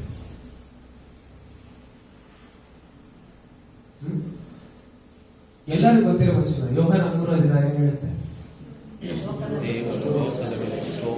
ಎಷ್ಟೋ ಪ್ರೀತಿಯಲ್ಲಿಟ್ಟು ಒಬ್ಬನೇ ಮಗನನ್ನು ಆತನ ಒಬ್ಬರಾದರೂ ನಾಶವಾಗದೆ ಎಲ್ಲರೂ ನಿತ್ಯ ಜೀವನ ಪಡೆಯಬೇಕಿಲ್ಲ. ಒಬ್ಬರಾದರೂ ನಾಶವಾಗದು, ಎಲ್ಲರೂ ನಿತ್ಯ ಜೀವ ಪಡಿಬೇಕಂತ ಆತನನ್ನ ಕೊಟ್ಟಂತ ದೇವರು ಇವತ್ತು ನಮ್ಗೆ ಒಂದು ಆಜ್ಞೆಯನ್ನು ಕೊಟ್ಟಿದ್ದಾನೆ. ಮತ್ತಾಯ ಬರೆದ ಸುವಾರ್ತೆ 20ನೇ ಅಧ್ಯಾಯ 18-19 ಹೇಳ್ತೀನಿ, ನೀವು ಹೊರಟು ಹೋಗಿ ಎಲ್ಲಾ ದೇಶಗಳ ಜನರನ್ನ ಶಿಷ್ಯರನ್ನ, ವಿಶ್ವಾಸಿಗಳನ್ನಲ್ಲಪ್ಪ ಶಿಷ್ಯರನ್ನಾಗಬೇಕು. ಅದಕ್ಕೆ ಮೊದಲು ನಾವು ಶಿಷ್ಯರಾಗಬೇಕು, ನಾವು ತಯಾರಾಗಬೇಕು. ಅದಕ್ಕೋಸ್ಕರ ನಮ್ಮ ಜೀವಿತಗಳಲ್ಲಿ ಯೇಸು ಕ್ರಿಸ್ತರು ಹುಟ್ಟಿದ ದಿನದಲ್ಲಿ ಬಂತು ನಮ್ಮ ಜೀವಿತಗಳನ್ನ ನಾವು ಅವಲೋಕನ ಮಾಡ್ಕೊಳ್ಬೇಕು, ಯೋಚಿಸಿ ನೋಡ್ಬೇಕು. ನಾನಿವತ್ತು ಕ್ರಿಸ್ತನ ರೀತಿ ನಾನು ಜೀವಿಸ್ತಾ ಇದ್ದೀನಿ, ನಾನು ಯೇಸು ಸ್ವಾಮಿ ಹೇಳಿದ ರೀತಿ ನಾನು ಜೀವಿಸ್ತಾ ಇದ್ದೀನಿ. ಹಬ್ಬ ಅಂತ ಹೇಳಿದ್ರೆ ಆಡಂಬರ ಅಲ್ಲ. ಹಬ್ಬ ಅಂತ ಹೇಳಿದ್ರೆ ಯೋಚಿಸುವಂಥದ್ದು, ಯೋಚನೆ ಮಾಡೋದು. ಏನ್ ಹಬ್ಬವನ್ನು ಆಚರಣೆ ಮಾಡ್ತಾರೆ ಆ ತರ ಯೋಚನೆ ಮಾಡ್ಬಿಟ್ರೆ ನಾವು ಆ ಹಬ್ಬ ಆಚರಣೆ ಮಾಡೋದ್ರಲ್ಲಿ ಒಂದು ಅರ್ಥ ಆಗ್ತದೆ. ಹಬ್ಬ ಆಚರಣೆ ಮಾಡೋದ್ರ ಅರ್ಥ ಬೇಕಾ ನಿಮ್ಗೆ? ಯೋಚನೆ ಮಾಡಿ ಕೂತ್ಕೊಂಡು ಏನಕ್ಕೆ ನಾನು ಹಬ್ಬ ಆಚರಣೆ ಮಾಡ್ತಾ ಇದ್ದೀನಿ ಅಂತ. ಅವಾಗ ನಾವು ಮಾಡುವಂತ ಹಬ್ಬಕ್ಕೊಂದು ಅರ್ಥ ಅಲ್ಲ. ನಾವೆಲ್ಲರೂ ಕಣ್ಣುಗಳನ್ನು ಮುಚ್ಚಿ ದೇವರ ಸಮ್ಮುಖದಲ್ಲಿ ಕೇಳಿದಂತ ಮಕ್ಕಳನ್ನ ಯೋಚನೆ ಮಾಡ್ತಾ ಯೇಸು ಕ್ರಿಸ್ತನ ಜನನ ಅನ್ನುವಂಥದ್ದು ಅದು ನಿತ್ಯ ಜೀವದ ದಾರಿಯ ಪ್ರಾರಂಭ. ಆ ನಿತ್ಯ ಜೀವನದಲ್ಲಿ ಇವತ್ತು ನಾವು ನಡೀತಾ ಇದ್ದೀವಿ. ಅನೇಕರು ಇನ್ನೂ ಆ ನಿತ್ಯ ಜೀವನದ ಕಡೆಗೆ ಬರಬೇಕು. ಅದಕ್ಕೆ ನಾನು ಏನ್ ಮಾಡ್ತಾರೆ ನಾನು ಏನ್ ಮಾಡ್ತೀನಿ? ದೇವರು ಬೆಳಕಾಗಿ ನಮ್ಮನ್ನ ಈ ಲೋಕದಲ್ಲಿ ಇಟ್ಟಿದ್ದಾರೆ. ದೇವರು ಜೀವವುಳ್ಳವರಾಗಿ ನಮ್ಮನ್ನ ಈ ಲೋಕದಲ್ಲಿ ಇಟ್ಟಿದ್ದಾರೆ. ನಿತ್ಯ ಜೀವದ ನಿರೀಕ್ಷೆ ಉಳ್ಳವರಾಗಿ ದೇವರು ನಮ್ಮನ್ನ ಇಟ್ಟಿದ್ದಾರೆ. ಅದನ್ನು ನಾವು ಪಡೆದುಕೊಂಡವರಾಗಿ ಏನ್ ಮಾಡ್ತಾರೆ? ನಿನ್ನ ಜೀವಿತದಲ್ಲಿ ನೀನು ಯೇಸು ಕ್ರಿಸ್ತನನ್ನ ತೋರಿಸ್ತಾ ಇದೀಯ, ಆ ಬೆಳಕನ್ನ ನೀನು ಪ್ರಚುರ ಪಡಿಸ್ತಾ ಇದೀಯ. ನಿನ್ನ ಮೇಲೆ ದೇವರು ಉದಯಿಸಿದ್ದಾನೆ, ನಿನ್ನ ಮೇಲೆ ಆತನ ಪ್ರಕಾಶವನ್ನ ಕೊಟ್ಟಿದ್ದಾನೆ. ಆ ಪ್ರಕಾಶವನ್ನ ನಾವು ಕಳೆದುಕೊಳ್ಳೋದು ಬೇಡ. ಅದನ್ನು ಅನೇಕರಿಗೆ ನಾವು ಪ್ರಸರಿಸೋಣ. ಆಗ ಮಾತ್ರ ಕ್ರಿಸ್ತನ ಪ್ರೀತಿಯನ್ನು ಅನೇಕರು ತಿಳಿದುಕೊಳ್ಳಲಿಕ್ಕಾಗುತ್ತೆ. ಪ್ರಾರ್ಥನೆ ಮಾಡೋದು. ಪ್ರೀತಿಯುಳ್ಳ ದೇವರೇ, ಅಪ್ಪ, ನಿನ್ನ ಜನನದ ಈ ಒಂದು ಸಂದೇಶವನ್ನ ನಾವು ತಿಳಿದುಕೊಳ್ಳಿಕ್ಕೆ ನಾವು ಕೊಟ್ಟಂತ ಕೃಪೆಗಾಗಿ ನಿಮಗೆ ಸ್ತೋತ್ರ ಸ್ವಾಮಿ. ನೀನು ತೋರಿಸಿದಂತ ನಿನ್ನ ಪ್ರೀತಿಗಾಗಿ ನಿಮಗೆ ಸ್ತೋತ್ರ. ನಿನ್ನ ಪ್ರೀತಿ ದೇವರೇ ಅದು ನಿಷ್ಕಪಟವಾದದ್ದು ಸ್ವಾಮಿ. ನಿನ್ನ ಪ್ರೀತಿ ಅದು ಲೋಪವಿಲ್ಲದ್ದು ಸ್ವಾಮಿ. ನಿನ್ನ ಪ್ರೀತಿ ನಮಗೆ ಬೆಳಕನ್ನು ಕೊಟ್ಟಿರುವಂತದ್ದು ಸ್ವಾಮಿ. ನಿನ್ನ ಹಾಗೆ ಜೀವಿಸಲಿಕ್ಕೆ, ನಿನ್ನ ಮಾರ್ಗದಲ್ಲಿ ನಾವು ನಡೀಲಿಕ್ಕೆ ನಮಗೆ ಸಹಾಯ ಮಾಡಿ. ನೀನು ಆಳ್ವಿಕೆ ಮಾಡಿ ಸ್ವಾಮಿ. ಈ ದಿನ ನಾವು ಮಾಡುವಂತ ಎಲ್ಲ ಕೆಲಸಗಳಲ್ಲಿ ದೇವರೇ, ನಾವು ಮಾಡುವಂತ ಎಲ್ಲ ದೇವರ ಕೆಲಸಗಳಲ್ಲಿ ನೀನು ಮಹಿಮೆ ಹೊಂದಿಕೊಳ್ಳ್ರಿ ಸ್ವಾಮಿ. ನೀನು ನಾಮ ಮಾತ್ರವೇ ಮಹಿಮೆ ಹೊಂದಿ. ಯೇಸುವಿನ ಹೆಸರಿನಲ್ಲಿ ತಂದೆ.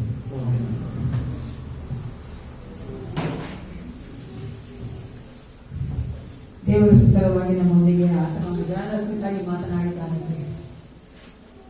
ನಾವು ಕ್ರಿಸ್ಮಸ್ ಸೆಲೆಬ್ರೇಟ್ ಮಾಡ್ತೀವಿ ಅಂದ್ರೆ ಅತ್ಯಂತ ಮಾಡಬೇಕು. ನಾವು ಏನೇ ಕಾರ್ಯ ಮಾಡಿದ್ರು ವಿಶ್ವಾಸಿ ಆದವರು ಅರ್ಥದೊಂದಿಗೆ ಮಾಡಬೇಕು. ಆಮೇಲೆ ಎದುರು ನಿಂತ್ಕೊಂಡವರ ಕೊನೆ ಪ್ರಾರ್ಥನೆ ಮಾಡಿಕೊಂಡು ಮುಗಿಸಿಕೊಳ್ಳೋಣ. ನನ್ನ ಮನವೇ ಕರ್ತವನ್ನು ಕೊಂಡಾಡು, ನನ್ನ ಸರ್ವೇತಗಳೇ ಆತನ ನಾಮವನ್ನು ಸ್ತುತಿಸು.